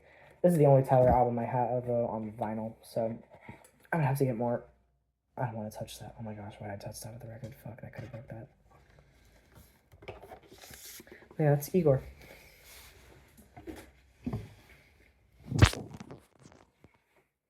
Alright. After Igor, we have, Metal by Pink Floyd. This is actually a pre-Dark Side of the Moon album as well, but it has arguably their best song on there, Echoes. And I actually didn't even know what this album cover originally was. My dad also got me this on a separate trip he had to Japan. He got it for me in around May of 2024. I did not know what this album cover was originally, but until I did this. Wait, shit. Turns out it's a giant ear underwater, which is, with Echoes, that's like the best subject to ever use.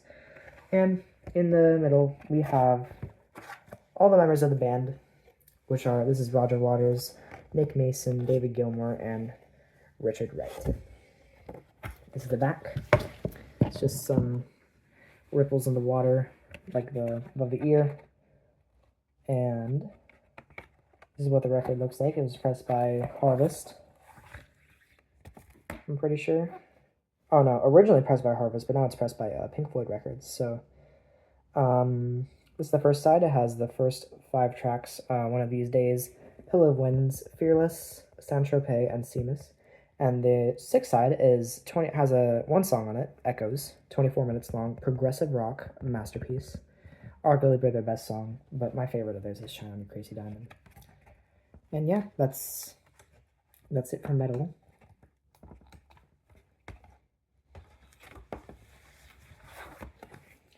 So that's that. Next one we have here is Currents by Tame Impala. This is the only one I've actually listened to by him, even though I want to listen to Inner Speaker and The Slow Rush like so bad. I've been planning on listening to them, but I have this one right now. It's just synth pop, rock, psychedelic rock, even a bit of chill wave, to be honest. Well, that's what it sounds like to me.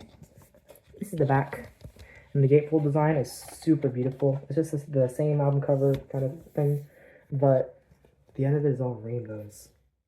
It's so cool. This is what the sleeve for the first disc looks like. So it's I think his name is Kevin. I'm not sure. It's him, and it's just like a studio. He actually has a studio that's like secluded from society, so he can just work by himself. And here he is, and this is just in a bathtub. Very psychedelic and 60s looking in the record itself. Every record has an A side that looks like this on this album, but the B side has Tame Impala, Currents, side B, and then it has the track listing. The same applies with the other record, the second disc. Pardon me.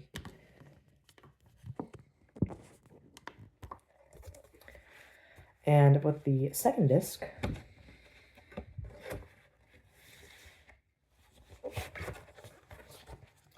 we have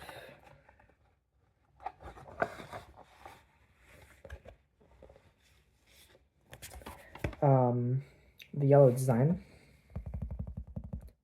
with side D.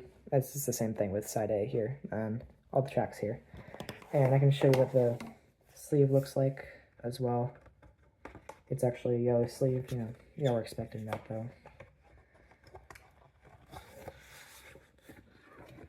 And this is also him at his studio. He's just working outside. And this is him through a doorway. Yeah.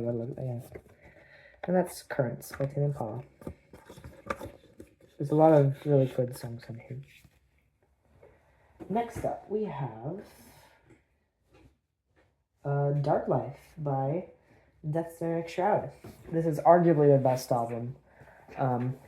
Well, actually, it's their second best, in my opinion.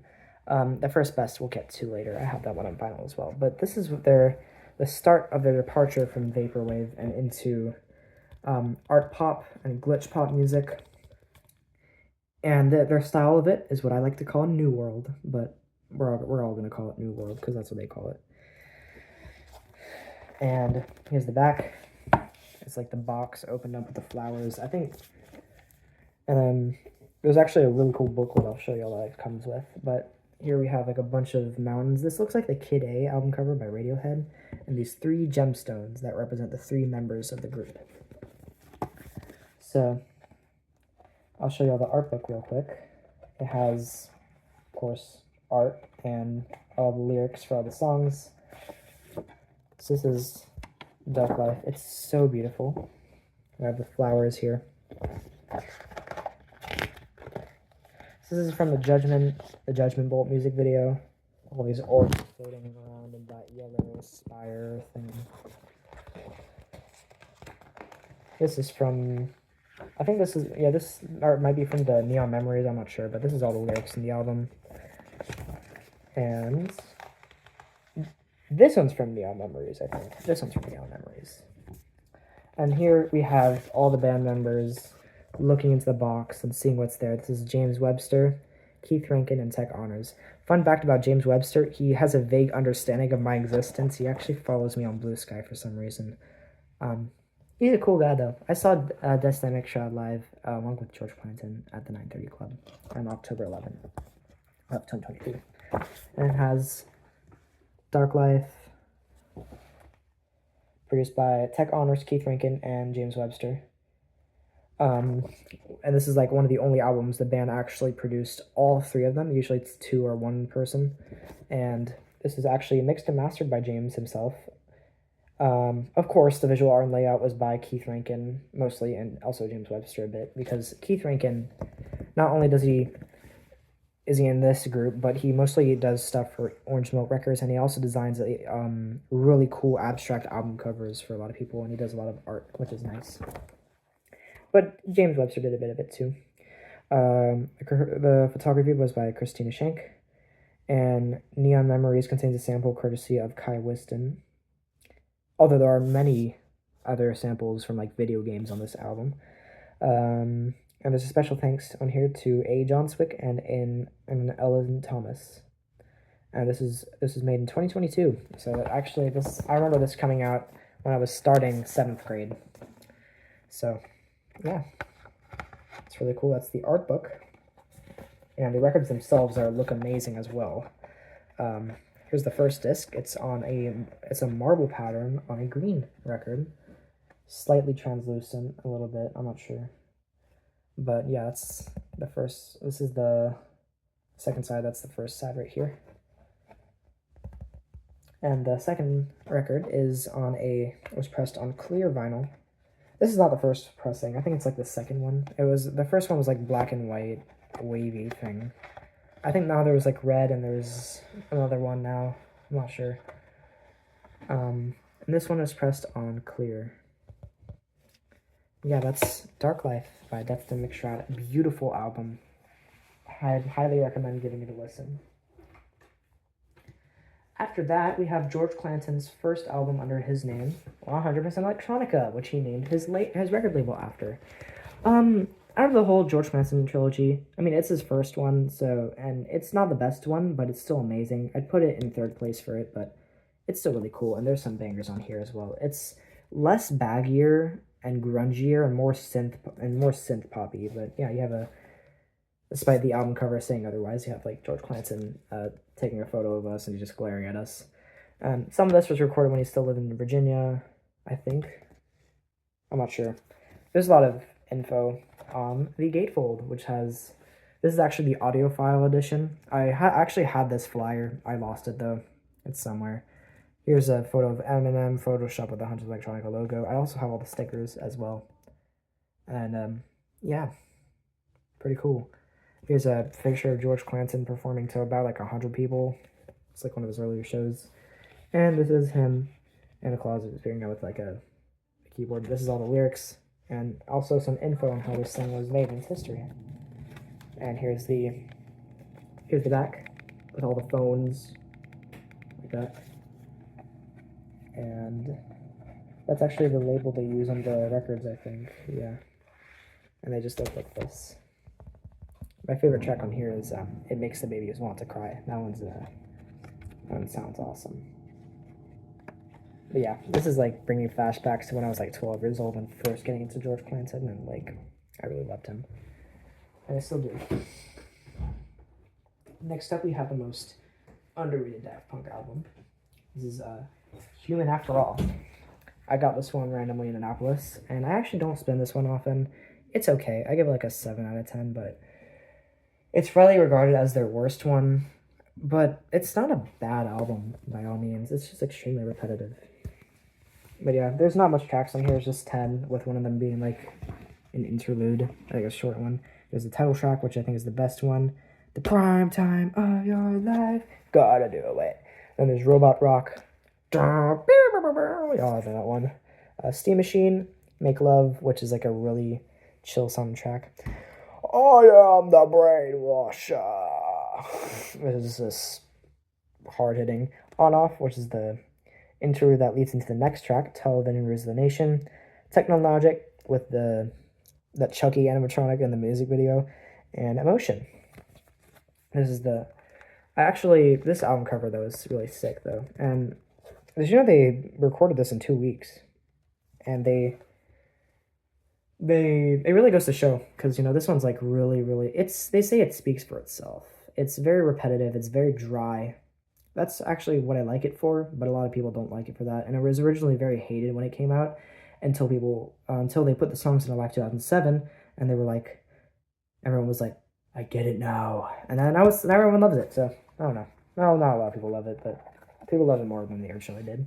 So here's the first part, and the second part is like the guitar. Is that like a double guitar? Yes, I think it is. It's either 2 guitars put together, or it's like a double neck guitar.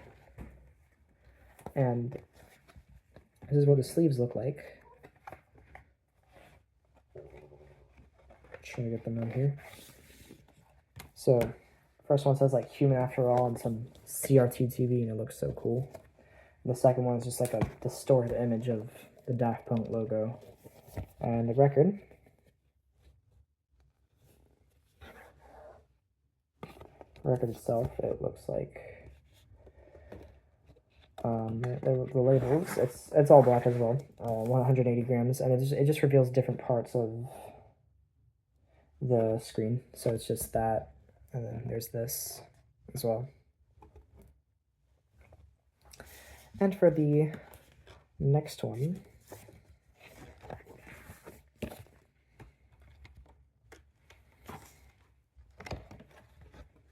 we have another label design, which looks like this. It's just a blank TV. And label design, sleeve design, and just some static. And it says Paris, September 13. It recorded from September 13 to November 9th of 2004. That's not a long time.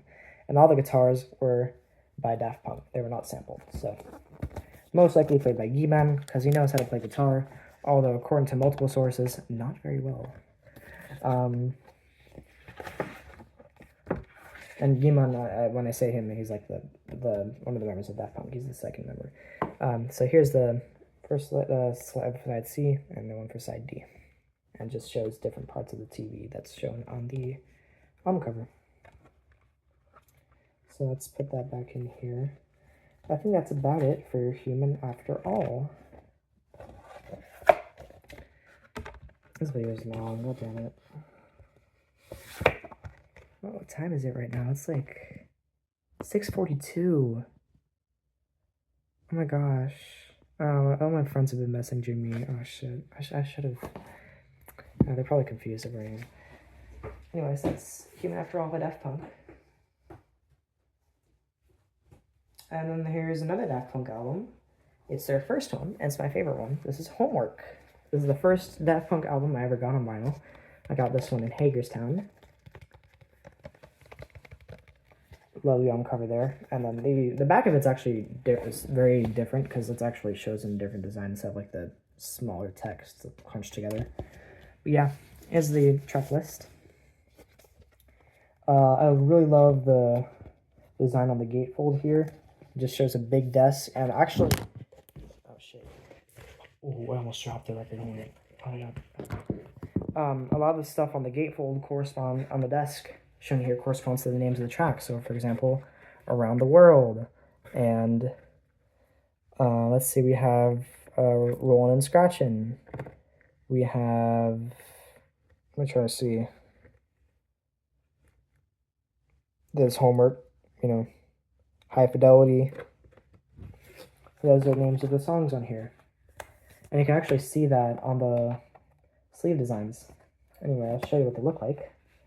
So the first image on the first sleeve design is a picture of Daft Punk at their Even Further set in Wisconsin in 1996.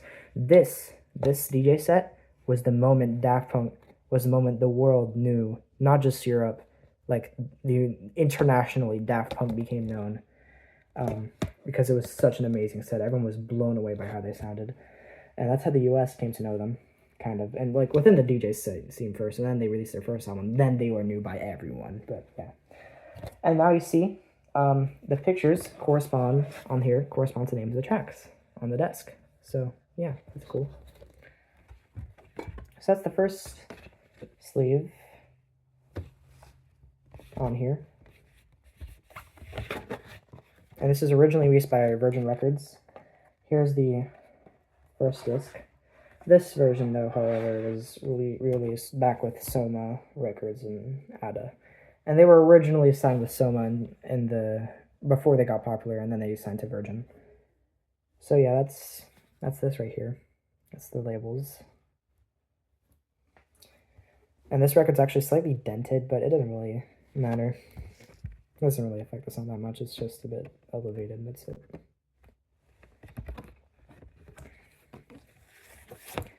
And with the second disc,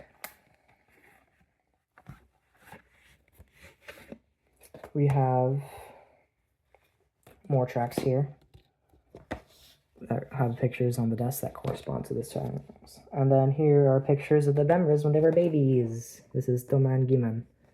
And it looks so cute. And then it just shows like a bunch of people who helped out with the album, and a bunch of shout outs to like their inspirations and people who supported them. And like, yeah, there's a lot of people they pay respect to. So for example, Bob Marley, Boo Williams, Curtis Mayfield, David Bowie, DJ Funk, DJ Pierre, Rush, Skull, Tonka, Dr. Dre, Funkmaster Flex, George Clinton, who else? R. Kelly, apparently. This is before he was, yeah. Paris Mitchell, Paul Johnson, Paul Williams, Prince, Quincy Jones, Roy Davis Jr., the Sugar Hill Gang, Waxmaster Morris. Thanks to all the DJs, distributors, record shops, and people who have spreading the music around. And there's a quote by Brian Wilson: "I want to write joyful music that make other people feel good. Music that helps and heals, because I believe that music is God's voice." That's a nice way to put it. Yeah, that's Homework. Oh no.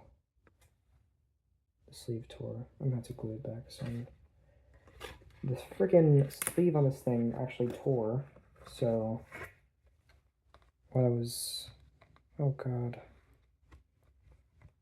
That's not good. Yeah, I think y'all can see that. It's like tore apart. Okay. I'm gonna have to get that glued on later. I'm gonna glue that back on later. Alright, that's horrible. Okay. It's fixable. It's fine. I can fix it. It's good. Okay, so that's Homework by Daft Punk. It's so late. Here's the best Death Dynamic Shroud album I mentioned. It's I'll Try Living Like This. This is their, in terms of sampling, there's a reason why this is number 3 on Plunderphonic albums on Rate Your Music. Not that I like the website, but the sampling on this thing is legendary, and there's some amazingly produced emotional songs. A lot of the tracks are in Korean, because it samples a lot of K-pop, and then here are the bonus tracks right here, I think. Yeah, this is the master, yeah, it's, because this is the Masterpiece Edition. This one also comes with an art book as well, which I'll show you briefly. So here's the first, here's the front of it right here. It's in Japanese now, apparently. And then it switches back to Korean. So there's just a bunch of random stuff, like an anime part, like some girl eating sushi, or yeah. Yay! Everyone's happy. Yippee! Oh, but then there's a big fire. There's destruction and stuff. I have to see. I have to translate these and see what they say. And then just another girl eating. I guess so. Why does this thing keep on falling down? Oh my gosh. Sorry about that. And here's what the records look like. So this is side A and side B. It's on a clear splatter vinyl design. So here's that. Here's the first label, and here's the second label. The second B-side being my favorite one because it has my favorite song on this album. It's called CD Factory and Heartbreak. I think that's the next part. Heartbreak being a tearjerker, to be honest. It makes me cry a few times. And then we have the second disc. So side C is basically just where the album ends, and then side D there's the bonus tracks. And it's green and blue design, splattering. Yeah, that's I'll Try Living Like This. This is definitely the best. Oh shit. Best Dynamic Shroud album, and this one was produced by James Webster and Keith Rankin. Not Tech Honors this time, but Tech Honors, and they always give each other suggestions no matter what. So you know, yeah.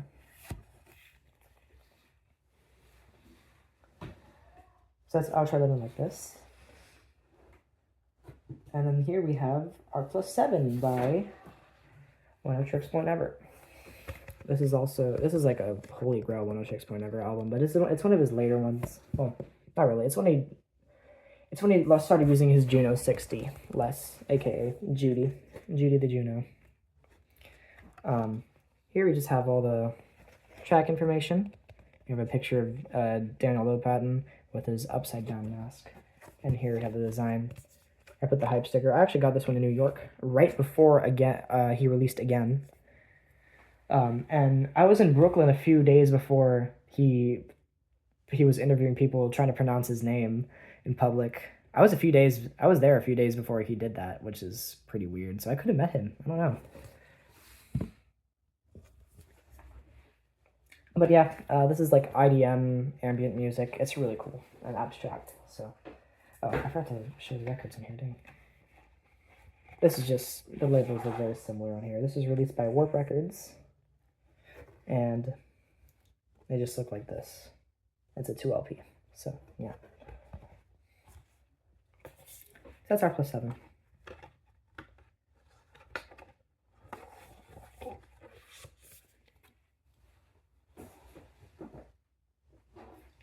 And then we have, Dangerous by Michael Jackson. This is also a 2LP. This is on picture disc. The only Michael Jackson records I have here are picture discs, so, you know. And then here's the B-side. This is side C, and this is side D's. You can't really see it, but yeah. I don't feel like taking this one out, but, you know. You have the track listing here for all of them. And, yeah, this is, when he started venturing more into New Jack Swing. A lot of people say this is his best one. And to that, I can also agree, but I like Bad better. The design on here, though, is amazing. Like, it's so cool. It's like a lot going on here. A lot. Anyways, that's Dangerous. Next one is another one my dad got me along with that Pink Floyd record, is Communication by Junko Yagan. And this is my favorite city pop album. I've seen this sampled in so much Vaporwave albums. It's actually pretty rare, but yeah, this is all Japanese. And here's the gatefold design. It's very abstract. And it comes on a translucent purple record. And it just reminds me so much of when I was in Japan, you know. And it was pressed by Warner Records, so. Yeah, I've seen so much Vaporwave albums sample this one, but it's really cool. So that's Communication. Next one is one of my favorite rock albums ever. It's actually my last record I have to show y'all for today. Yeah. This is 666 by Aphrodite's Child, and it has one of my favorite songs ever. It's called The Four Horsemen. This one's actually one of the original pressings by Mercury Records. It's actually, this one, it says Vertigo on here, but it's actually pressed by Mercury. It's not the original, but it's old, so you can see it's torn up, and it's really good. It's actually, the tracks were composed by Vangelis. However, they were performed by Aphrodite's Child, so that's actually what it is. And this album is basically about the biblical apocalypse. I think it's based on the Book of Revelation, but yeah. This is basically just what the labels look like. They're just from Mercury. And yeah, there's some very, very experimental and weird songs on here. There are some very hard-hitting guitar solos and progressive rock songs on here as well. This album it's like a jack of all trades. It's a bit of everything, and it's a 2 LP. And this has all the track information. It's like a car crashing into a wall or something. I don't know. But yeah.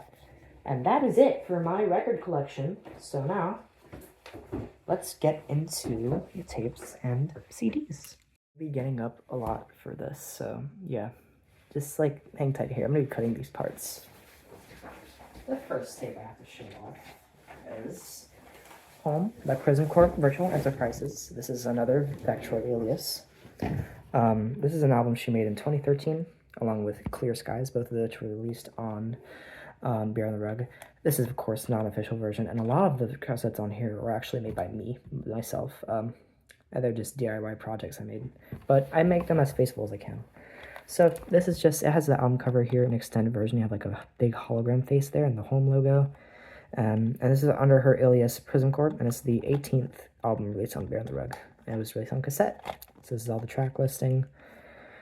This is originally released on a white cassette, but I used a black one with a white label. And before I show you the tape, this is the full design here. It actually folds out, and I printed this all by myself. And here's the backside, and it has the Helios statue from Photoshop, so that's cool. And here we have side A. It just looks like this, and side B. And the Home logo, it's used from, you know, it's the same one with the Microsoft Home. So yeah, that's pretty cool. All right, let me get the next tape. Next, of course, we have Clear Skies. This one was released along Home. A lot of people like Home better, but I like Clear Skies better, to be honest. It's something about it. It sounds like more retro to me. This would be like the prototype of what Home was. This sounds more retro and more lo-fi, I guess. But yeah, this is like all utopian virtual, MIDI music, MIDI jazz, stuff like that. It's vaporwave. And here's the full design on here. It's of less quality, but you know. Yeah, this is what it looks like, and here's the back, which is like very abstract. And here we have what the tape looks like. So it's like a jungle design. Originally tapes were green, and here's the clear, the sky design. So yeah, it's Clear Skies. On to the next tape. Next one we have is Hit Vibes by St. Pepsi. This is a future funk classic. I do not know why there's paper on here. Why is there paper on here? It's like paper stones on here. This is Hit Vibes by St. Pepsi. This is one of the first future funk albums ever made. It's also one of my favorite albums ever. And here's the spine. This is also not an official version. These can go out to like $500. They're very rare. There's only 50 of these that exist. But it's as faithful as I can make it. So here we have the border, or the back, I mean, and this is the full artwork. Looks like this. And here's the back, which looks like that. And here we have the tape. It's just a basic label. I think the original tape didn't have the red wheels, but I like it better like that because the whole thing is, the whole thing is red. Yeah, that's Hit Vibes by St. Pepsi. On to the next tape. Okay, up next we have Daft Punk live at the Mind Theater in LA. This is actually not an actual tape. This is one I just made myself. I designed everything here. This is just the full Alive 1997 experience. Like I said, it's a different show. It's like the one I mentioned back when I showed Alive 1997. But yeah, this is what it looks like. This is their Mind Theater show, December 17th of 1997 in LA. This is what the design looks like. I also made this myself. It's just a bunch of photos of their old sets with like the Daft Punk logo everywhere. Here's the spine, and here's the track listing for everything. And here's the oh my gosh. Here's the label for the first tape, or the first side of the tape. And the second side. This one shows like rolling and scratching when they were for the visuals for that, and this is the one for Short Circuit, I believe. Yeah, that's the Daft Punk tape. Oh my gosh, I cannot take this phone falling anymore. Anyway, on to the next tape. Okay, so next one we have here is Blonde by Frank Ocean. This one I made very recently. I made it myself with the design and everything. There are no official cassette releases of this, only bootlegs, and I didn't really like the way the designs looked on there, so I made my own. The official vinyl is also extremely hard to find, and including the unofficial releases for some reason, but yeah. Here's the front and the spine, and then here we have the track listing. The back of the J card is just completely white, it's blank.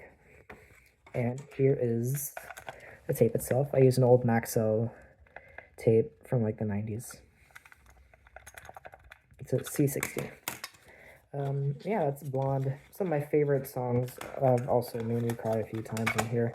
Sacred Pride is my favorite one on this album. That's so underrated.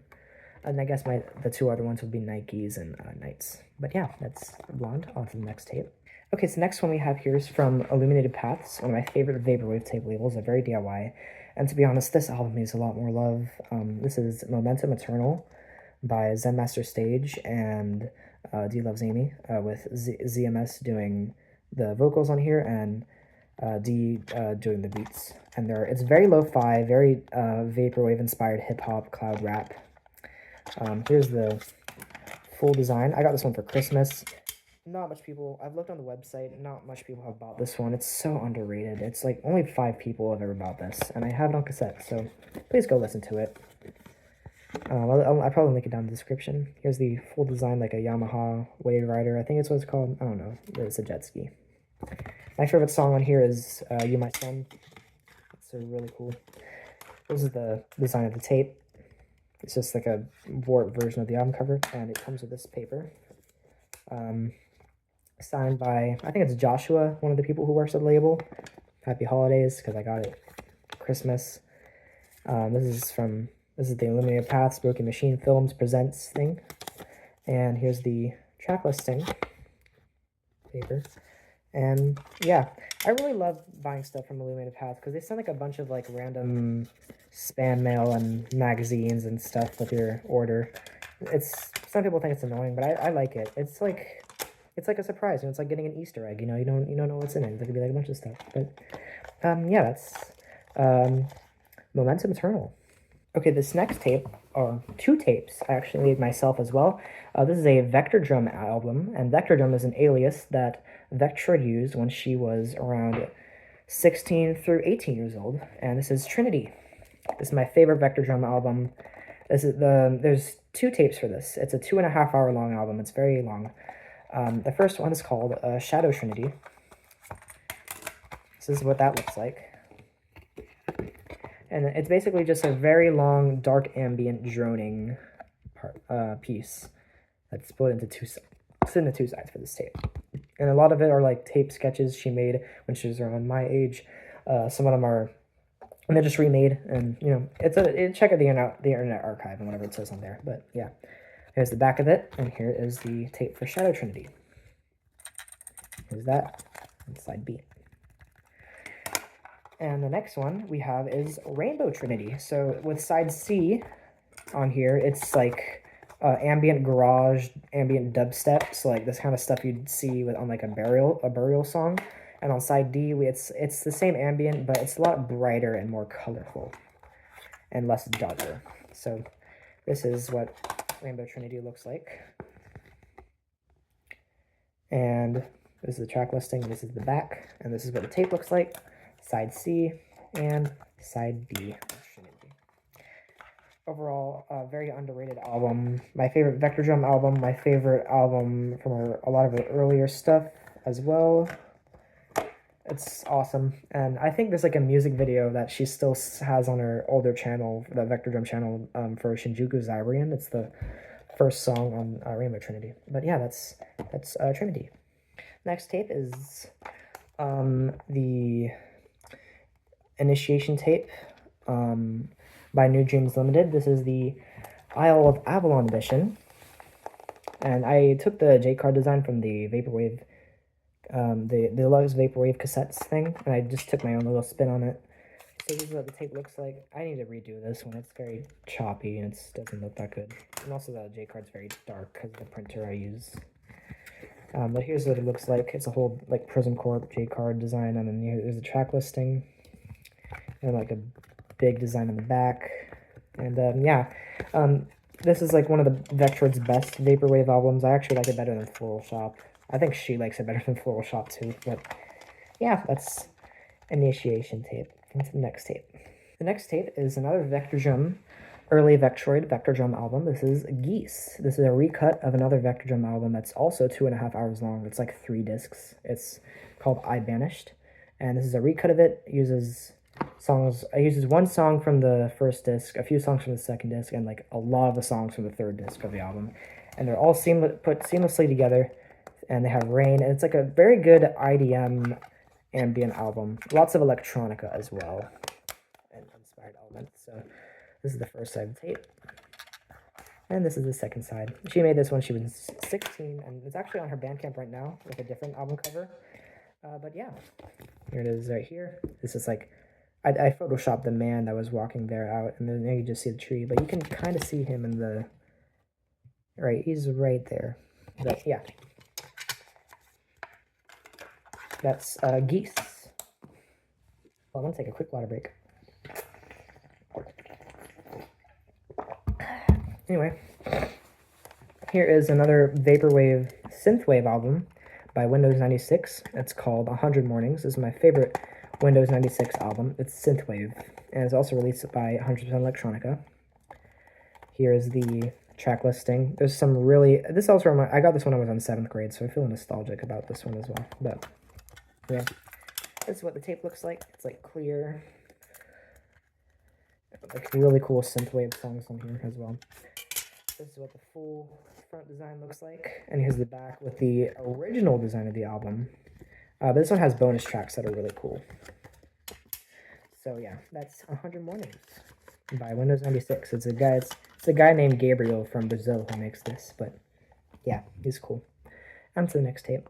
Okay, this is the self-titled Syllabus album, originally released on Illuminated Paths by Syllabus.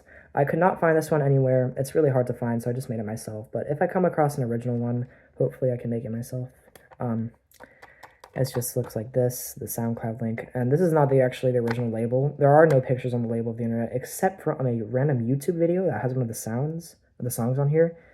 And it's just like basically just the alternate album cover, and then I think the second side might be blank. But I made my own, because originally I didn't know what it looked like. And this is on a 90-minute Maxell tape I had. This is basically like the late night lo-fi stuff you'll find with like Luxury Elite, except it sounds much darker and like much more like horror sounding kind of. It's really cool. I like the take on it. The first track is called An Opening, and it was also produced by, along with Luxury Elite. I think, because Syllabus and Luxury Elite, they used to collab a lot. Luxury Elite knew a lot of Vaporwave artists in the early days of Vaporwave, including Vectroid herself. Like she says they used to talk a lot together. But yeah, that's Syllabus, self-titled on cassette. Over here we have another Illuminated Paths classic. This is Late Night to Light by Luxury Elite and St. Pepsi. This is also one of my favorite Vaporwave albums ever, and this is from Illuminated Paths. It's a really weird one, though, especially the way it was made. But, yeah. Oh, here we go. So, this is what the J card looks like. Right here, it's blue and everything. And here we have the tape, which is like some Indonesian Mac Tonight commercial that was like a 30, and here's the second side.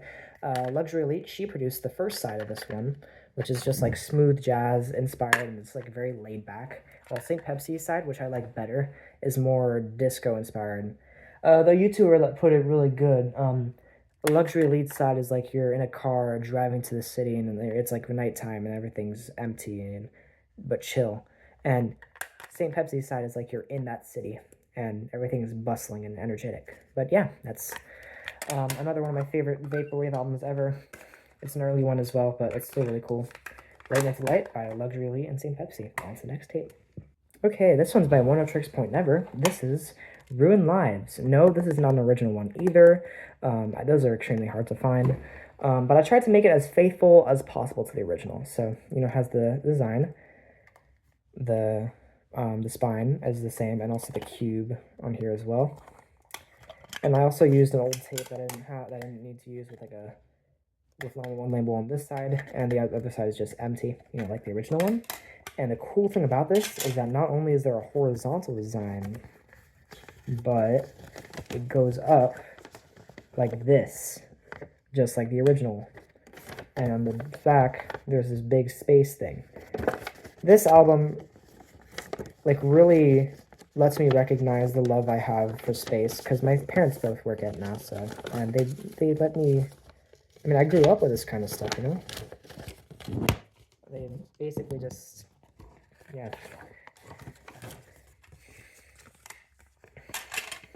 It's a really, really cool EP. Yeah, that's Oneohtrix Point Never, Ruined Lives. There's a lot of really cool synthy songs on here, especially the song that takes up all of side B. It's called Ships Without Meaning. It's just this like 10-minute long synth piece, but it's really cool. So yeah, on to the next tape. Okay, I'm turning on my lights here because I can't really see that well in my room. Anyway, here we have another classic Vectroid album. This is actually the first real, this is the first real Vectroid album. It's called StarCalc, and it's actually probably my favorite one, like under the Vectroid alias, my favorite one. It's not the best one, but it's my favorite. Sorry, everyone. I can't choose between like NeoCali or StarCalc, but yeah. So this one was never released physically. I just did my own design as well. And here's what it looks like. You know, I have the people holding hands. I mean, on spine here, and then here's the track listing. I also included her remix of Still Sound by Tori Ma. I just called it Dendrite because it's the Dendrite edit, but yeah. And just like the info here. That's pretty much it. This is what the tape looks like. It's 90 minutes long. Side A and side B, all on black tape. So yeah, that's StarCalc by Vectroid. Synth pop, chill wave, a little bit of vaporwave, lots of ambient, samples from Lego Island as well, which is really cool. But yeah, on to the next one. Okay, this one's definitely the biggest one to ever come out of Illuminated Paths. I think this wasn't even pressed by them. They ordered a bunch of them from like a duplication company, because like this is very high quality. This is Miami Vice, Palm Haze. This is Palm Haze by Miami Vice. So it is a lot of like synth pop, vaporwave, and synthwave here. So yeah, I got this one for Christmas as well. Comes in a pink tape. On the website it says it's pussy pink, which is like, why would you name it that? Palm Haze by Miami Vice. And this is what the whole entire thing looks like. There's some tape exclusives. The back is just white. And yeah, that's what that looks like. There's a lot of cool tracks on here. This is actually on a chrome cassette, so it's very high quality. But yeah, that's Palm Haze. This one here is also by Vectroid. I have a lot of Vectroid tapes.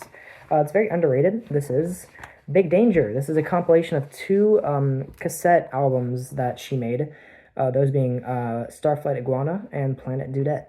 They're very abstract, and she just puts them into one thing, one album, and actually remakes them, and they sound amazing. It's a very sinister album. It's hard to listen to. It's extremely abstract. Not for the faint of heart, but yeah. I made a custom J card for it, so it was never released physically. This is the design I made for it, and this is the back of it. I have my signature on here for some reason. And here is the first. This is the first label, which mostly has songs from Planet Dudette, but hence why I used that, the cover from that mixtape. And this is the second side, which has mostly songs from Starflight Iguana, which is why I used the album cover on that side first from Starflight Iguana. Then yeah, that's side A. This is side B, and yeah, overall very underrated Vectroid album. Definitely give it a listen. I have a tradition where this is the one I listen to every Halloween night because it's very spooky sounding. But yeah, that's Big Danger by Vectroid. On to the next one. And another Vectroid album I have here. This is Polytravelers. This is supposed to be a prelude to Starcalc, but it sounds nothing like it. This is a ambient tape drone album. This is basically like what we have with Dream Castles, except it's more looping, and I actually like this one better. It sounds much more fleshed out. So yeah, you have the people holding hands here. It's two lovers walking in the dunes. This is also this has never got a physical release, so I made this album cover. I made the J card myself. So you have all the info here, and in the back is the alternative album cover that you see on Vectroid's Bandcamp today. And there's actually two sides to this album, or when it was originally released. The first one being called Windows Safari, and this is the kind of design it had. And the next one, the second one, which is my favorite one, Sphinx Caverns, which had a lighter one. So yeah, the Windows Safari has like a looping piano melody, while Sphinx Caverns has like really cold but yet beautiful sounding synths. So yeah, overall, like really good, phenomenal ambient album, one of the best ever made in my opinion. And yeah, that's Polytravelers. On to the next tape. Okay, here we have New Dreams Limited by Laserdisc Visions. This is yet another Vectroid one. One of her, I think this is like her first true Vaporwave album.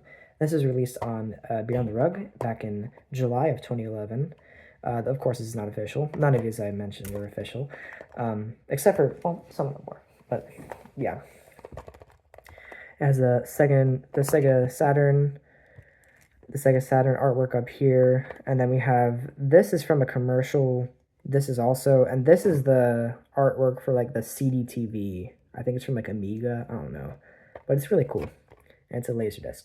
So up here we have the track listing and the Tumblr link, and here's the back. Some of them, this is like the first design. There were like multiple designs for the back here, but this is the most common one. And there were originally an edition of 60 tapes that were made instead of 100 usually. So this is what the first label looks like, and this is what the second one looks like. 30 minutes long.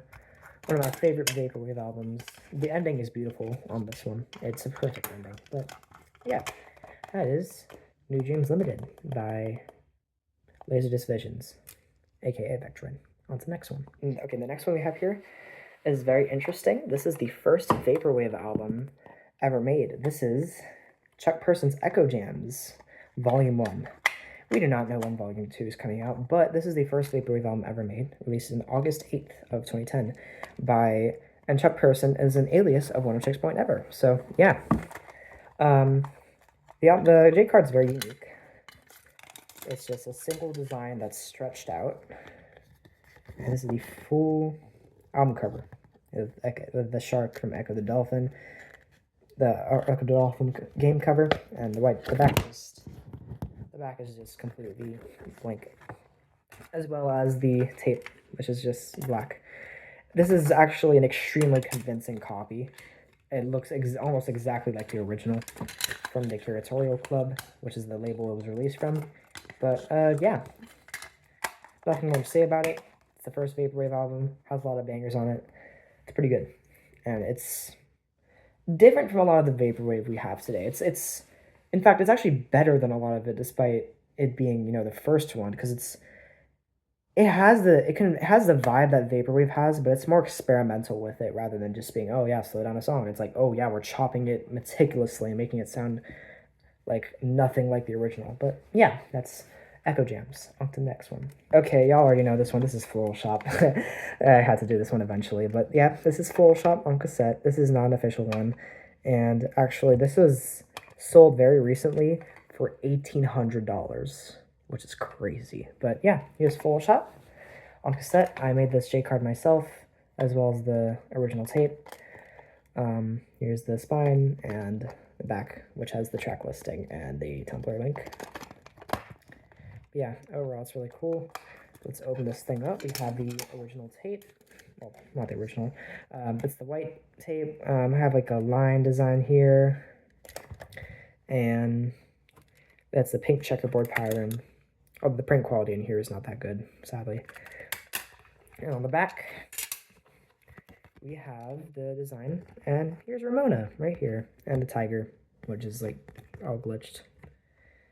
And, you know, all the text here. But yeah, that's Floral Shop, the quintessential Vaporwave album. Macintosh Plus, by Macintosh Plus, aka Vectroid. And yeah, that's it. On to the next one. This is the one I mentioned that was either my favorite Vectroid album along with Star Calc. This is Neo Kali. I took the artwork from another Vaporwave label. I forgot what they were called, but they had the Sega Saturn artwork on there. And here is the spine and the track listing, which just has all this. And here's the cassette itself with the orange. It has an orange label, and in the back it's Japanese, and it originally, like under it, it's like a black sleeve, so that's pretty cool. In the inside, we have the alternate artwork, which the Native American right here, and as well as like the background. I think that being Tahiti. I don't know.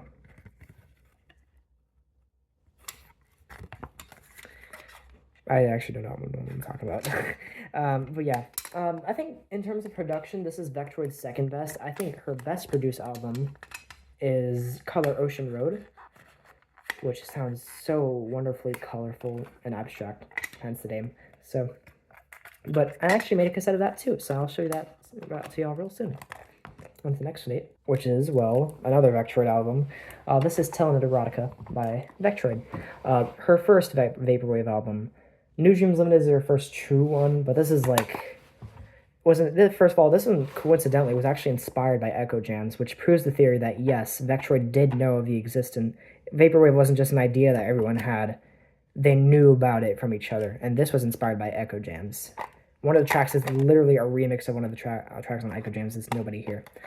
But yep, this has never got a physical... Oh, wait. This one never got a physical release. So I made my own cassette of it, like February of last year. So actually, yeah, I've had this one for about a year or so, as of now. And here's the artwork I made for the first side and the second side, which is a combination of music videos found on Vectroid's channel, usually revolving around this. Especially this one as well. Except this one's actually a Star Calc music video, but yeah, it has Telnet on there. It's like somebody like using the Telnet system on a computer, I think, or like a server, a Telnet server. And this one is not just I actually did not use the original versions of the tracks on here. I used the edited versions because they sound much better. And I also used some of the unreleased bonus tracks that were originally made during the Telnet sessions. So now it's a complete album. However, there's also a complete edition of Telnet called Telnet Complete. That's on Vectroid's Bandcamp, but it doesn't have those versions of the tracks. It has remade versions, which I don't like as much, but it's still good. Anyways, on to the next one. Finally, we have an original tape for once. This one I got along with my copy of The Money Store by Death Grips. This is Don't Be Cruel by Bobby Brown. One of my favorite New Jack Swing albums, along with Dangerous by Michael Jackson. And there's a lot of bangers on here. I discovered this guy after I heard him in Ghostbusters 2. But my favorite songs on here were Don't Be Cruel, My Prerogative, and Every Little Step. But there's some, yeah, there's like a lot of 80s New Jack Swing bangers. And here he is right here with the, something, I don't know. And here's all the information right here. And this uses Dolby HX Pro, which means it sounds really good, especially on tape decks. But yeah, that's Don't Be Cruel by Bobby Brown. On to the next tape.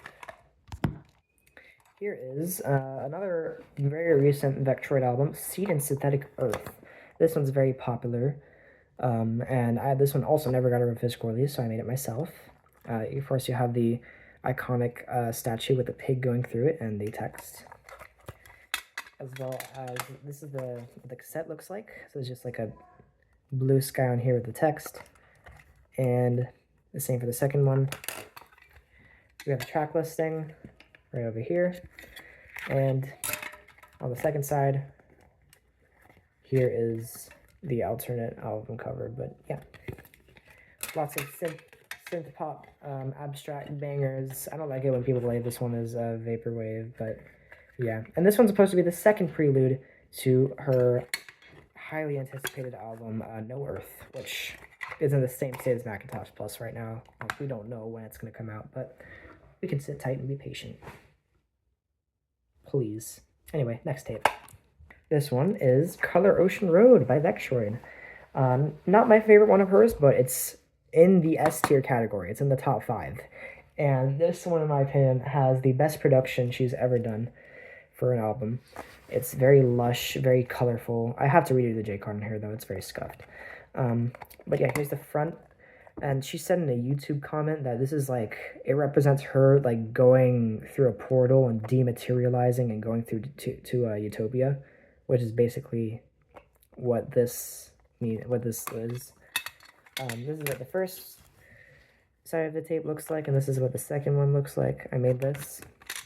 This is very scuffed, though. It did not come out of the printer good. And it had like a Sega Saturn thing here, but it looks kind of ugly. It doesn't fit in.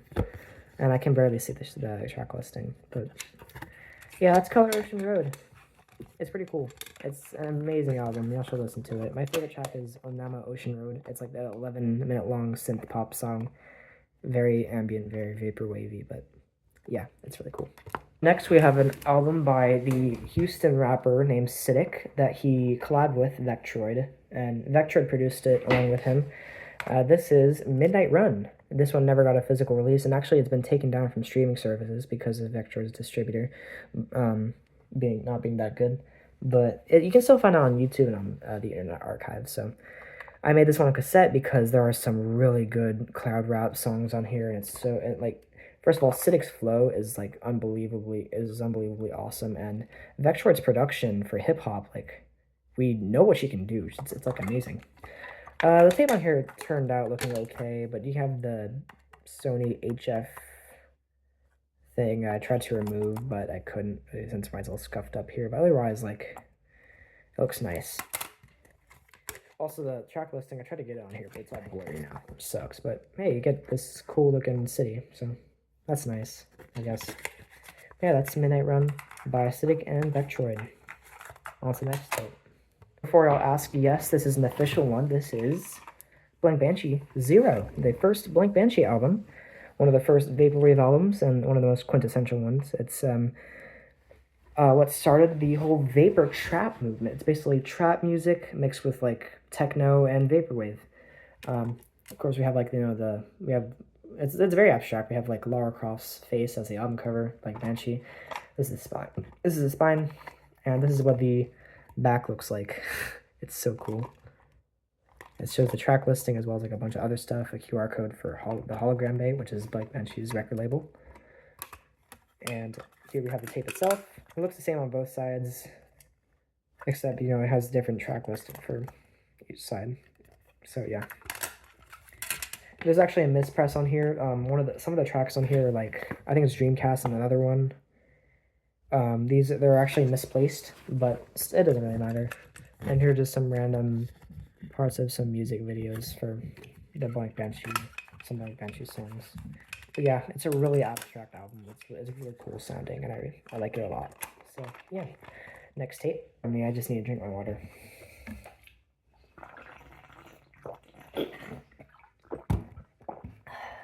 So this one is, oh, we've had 2 hours of recording, damn.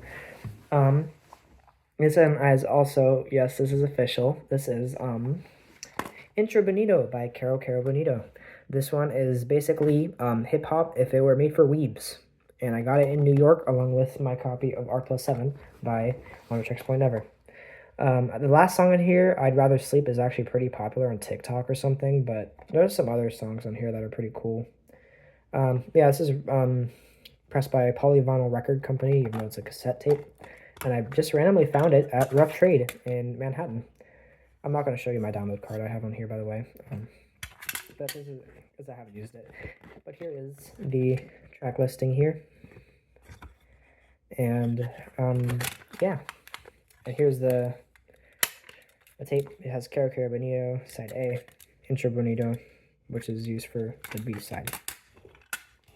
But yeah, that's Intro Bonito.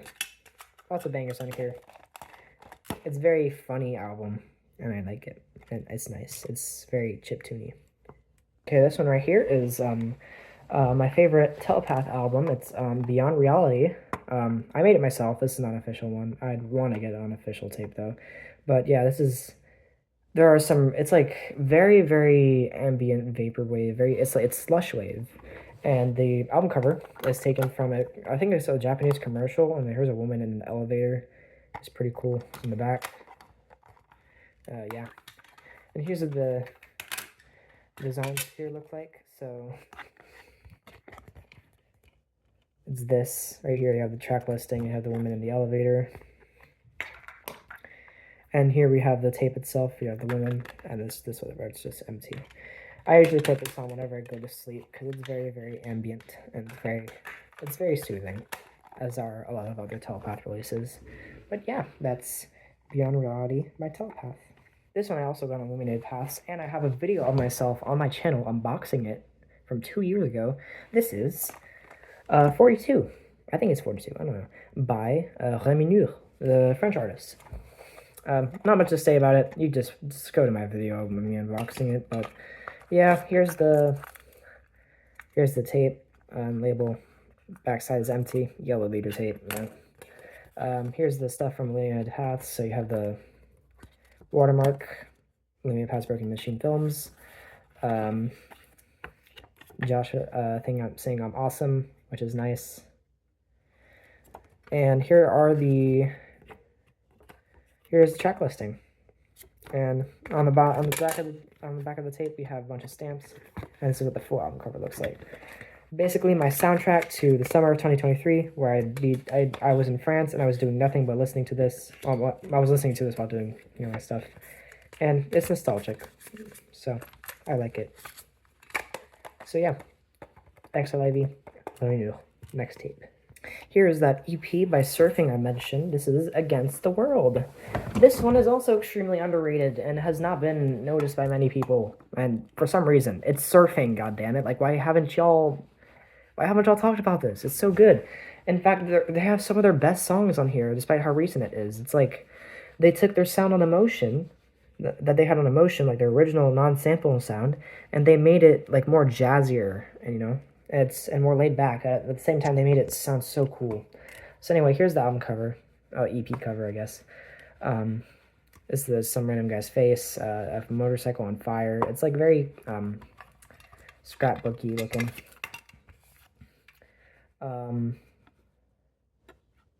It's a Bandcamp download code. I think I already used it though. So. And here's what the J card looks like. My copy is number 55 out of 100 because there are only 100 made. And this is side A. Side A has the main EP on it, and side B just has the instrumentals for all the songs on there. But yeah, that's Against the World by Surfing. And there are tons of good songs on here. And yeah, that's basically it. Next tape. This one I also have a video. Oh, it's raining outside now, yay. This one I also have a video of myself unboxing. This is Morning by Jian. I think it's what it's called. Like, not like mourning, like the time, like mourning, like you're mourning someone's death. But I also made a video of myself getting this one. I also got it like 2 years ago. one of my favorite ambient albums, like drone albums. It's very beautiful, very introspective. This is what it looks like. It's just, you know, like another Illuminated Past release. Here's the track listing.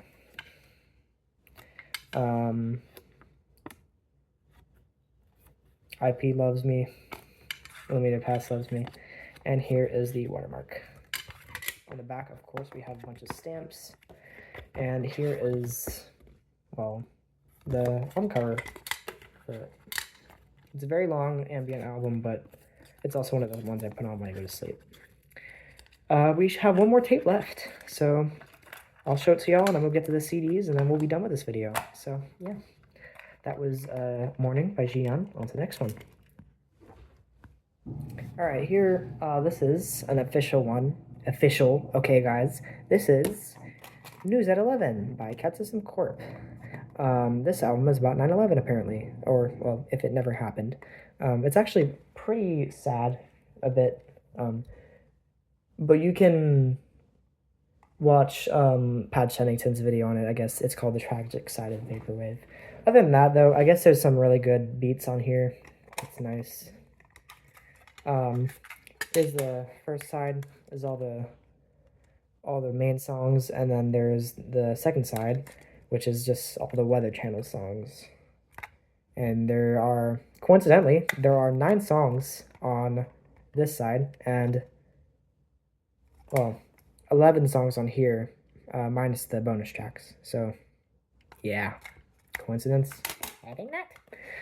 Here's the original broadcast from, like, the news thing on Tuesday for, like, 9/11 or something, and it was pressed by Lost Angles.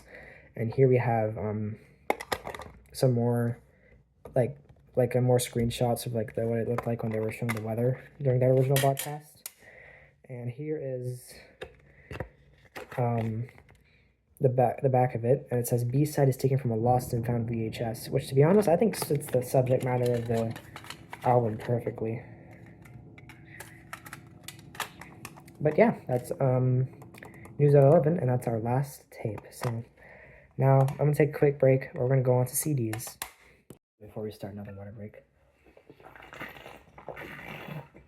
Okay, the last part of our video, my CDs, which shouldn't be that long, thankfully. I've been out here for like 3 hours.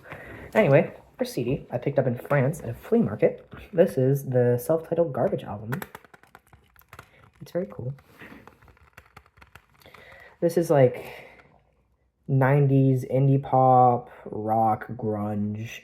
This is actually inspired by My Bloody Valentine a little bit, especially the song My Lover's Box, which is my favorite one on here. It sounds a lot like Soon by My Bloody Valentine. I also like the tracks Super Vixen, Queer, and yeah, and My Lover's Box as well. So yeah, it's really cool. Here they are, and I think this is in Manhattan. I've been down the street before. Let's see. Here they are, just being silly. So right here we have the lyrics of the tracks and more info on the track list. This is an extremely 90s album, late 90s. I think one of the songs on here got on like the Gran Turismo soundtrack. And here is the disc itself. It's nice and pink and clear, you know. And this is what the middle looks like. And yeah, that's Garbage. On to the next disc. This one I got for my 15th birthday. And it also happens to be my favorite song of all time. This is Long Season by Fishmans. This is actually the OB card for it right here that it came with originally. I got this on Amazon for my birthday. We have the main band here. So this is, I think in front we have Yuzuru Kashiwabara on bass. He's the bass player. And then we have Kinichi Motegi. He's on drums. And that's Shinji Sato. This is from what I can make out here, though. And they're all holding their fishing rods. I actually, I've been close to the original location this was taken. It was, there used to be a big bridge there, but it's since been taken down. And you have to like cross a river to go there. But yeah, I highly, please listen to this. It's like, this is just so full of bliss. It's like so beautiful. Sadly, I could not get it on vinyl because it's very rare and it's extremely expensive, but yeah.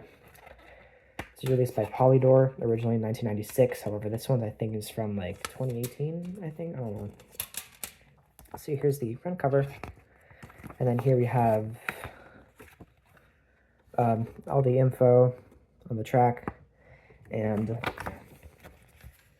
more of it. And this is the band, also near under a few rocks, I think, with some like studio lights. And then here, this is like some more advertising for Fishman as well. And yeah, it's really cool. We have, here's what the CD looks like.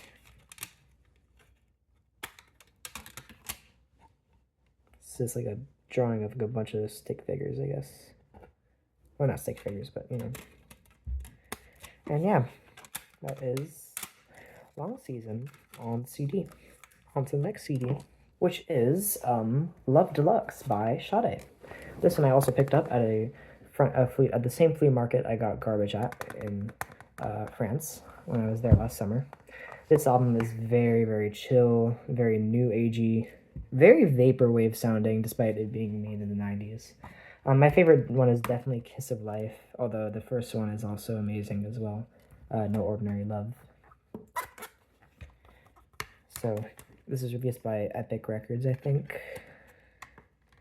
This is old though. It's all scratched up, kind of. A bit. It's all smudgy.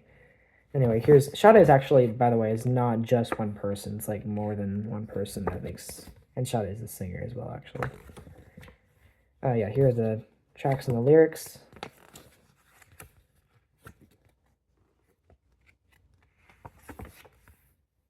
Some more of it. It's just, you know. Yeah, that's basically it. It's just the booklet, and then, yeah. And then the CD itself. CD looks like this.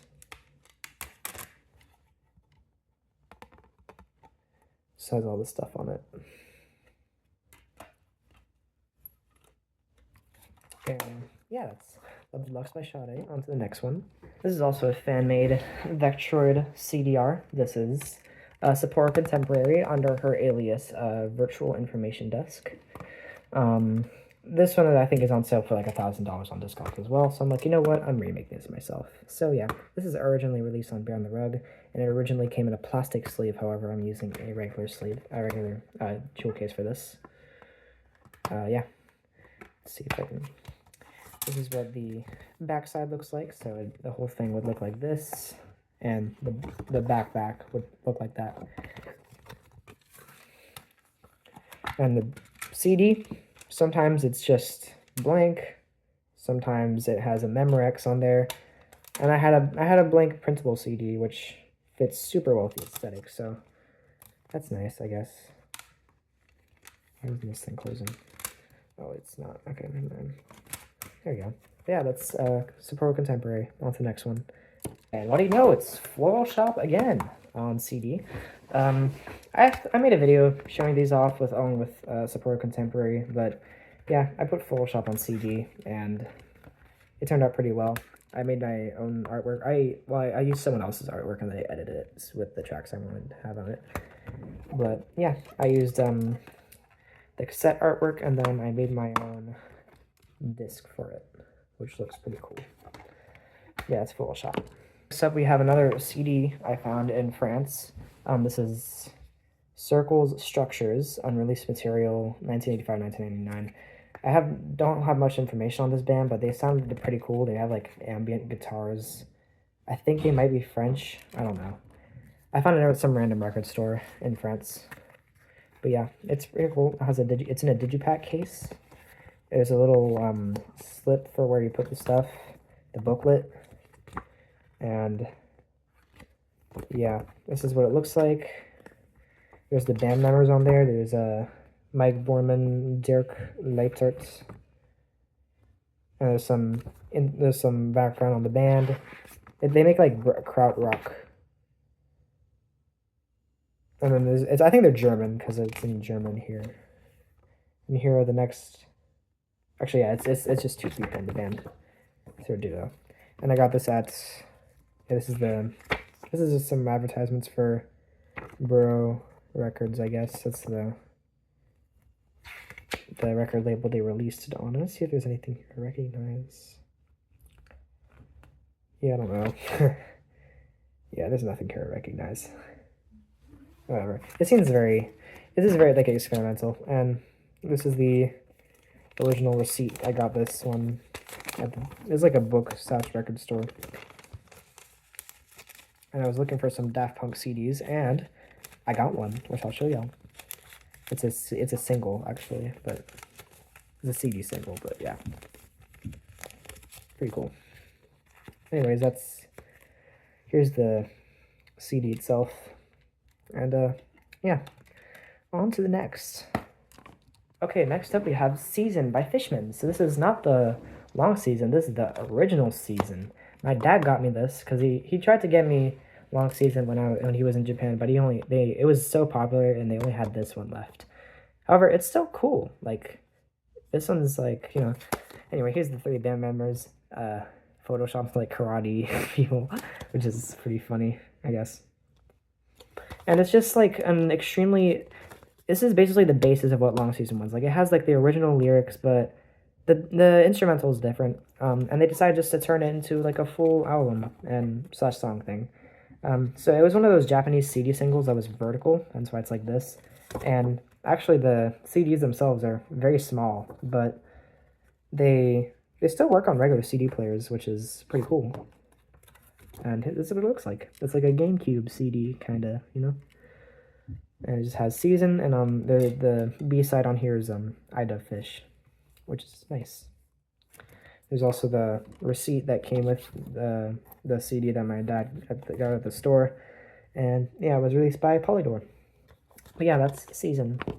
Alright, next up we have Revolution 909 by Daft Punk. This is just a single off of Homework. I got it with this one I purchased it with Circle Structures.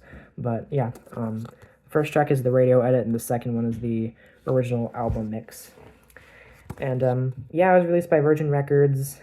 Fight for your right to party, you know, Beastie Boys quote here. And then it has the hype stick, the hype logo in French. Yeah. And the CD itself is actually really cool. It's like a comic book aesthetic. It's like textured, and it's like really cool looking. But yeah, I play it every now and then. It's nice.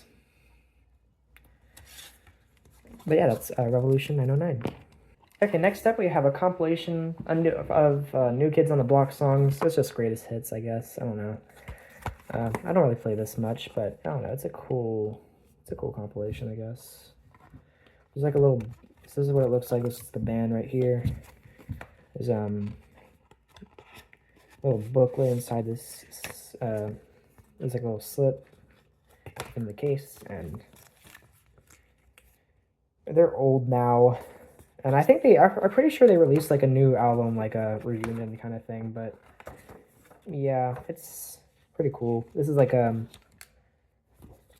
whole history kind of thing. This is the track list info. More pictures of the band. It's extremely 80s and 90s. They were really young when they made this. And this is some more history of the band. Some more pictures of them. Some more history. Sorry, I'm not really paying much attention to this. I don't know, it doesn't really matter that much. Okay, here we are. So that's it. And here's the CD itself. I guess my favorite one on here would be Cover Girl. It's a nice song. She's my cover girl.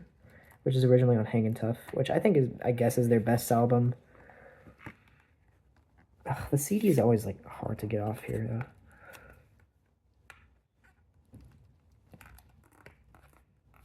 There you go. And this is what it looks like. And then there's just like an inner part. It's a whole digipack. But yeah, that is New Kids on the Block, greatest hits. On to the next CD. Okay, next one. I got at a random book / record store near where I live. It's Ready to Die by Biggie Smalls. Yes, I flipped the artwork because, yeah, it has the classic one in the back, but it has like, oh my gosh, remaster CD and DVD. Like, no, I don't want that on there, please. Anyway, it comes with a CD and a DVD with a few music videos on it, which is nice. Yeah, one of the best hip-hop albums ever made, especially in the 90s. And, here it is. To Mrs. Wallace, thank you for giving us one of the most beautiful people and the greatest rappers the world has ever seen. To biggest fans, thank you for your support over the years. To the man himself, thank you for gracing us with your presence. We love you and we miss you. Diddy. Diddy said that. He was friends with Diddy. You know? Diddy. Just Diddy. Alright, I don't even know if this is an ASMR video anymore. Anyway, here's some...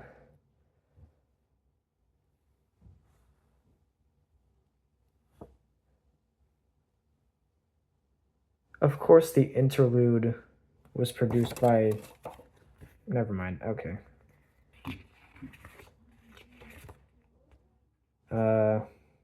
Yeah, a lot of... Diddy was on a lot of these.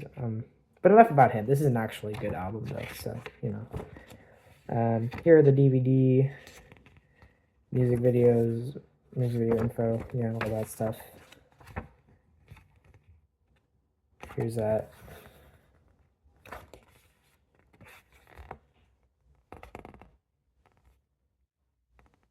Yeah, of course, yeah. Yeah, Diddy was on all of these. Anyway.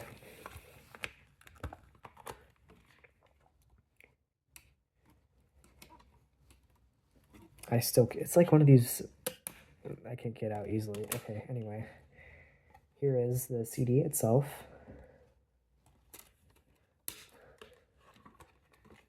And on the other side, we have the DVD for the music videos. And here's the back with the track listing. Oh yeah, that's Ready to Die. Classic. And finally, so I saved the best CD for last. Actually, no, Long Season was the best one. This is the second best. This is Riffs by Oneohtrix Point Never. This is 3 OPN albums and like 2 compilations mixed into one big compilation. This is Betrayed in the Octagon, Zones Without People, Drawn and Quartered, The Fall into Time, and Russian Mind. Basically, every track is put onto 3 CDs. This is my favorite Oneohtrix Point Never album. Rightfully so. It has a lot of my favorite songs on there ever. So yeah, let's open it up, and it's like a whole box here. So this is a artwork without the text. And we have the 3 CDs right here. This is Betrayed in the Octagon, Zones Without People, and Russian Mind. I got this so I didn't have to get them all in vinyl. There is actually a copy of Riffs on there that's just like a whole box set of all the vinyl. But yeah, here's the track listing information, all that stuff. And yeah, that's Riffs. Very beautiful album. Lots of synth collages on there. It's awesome.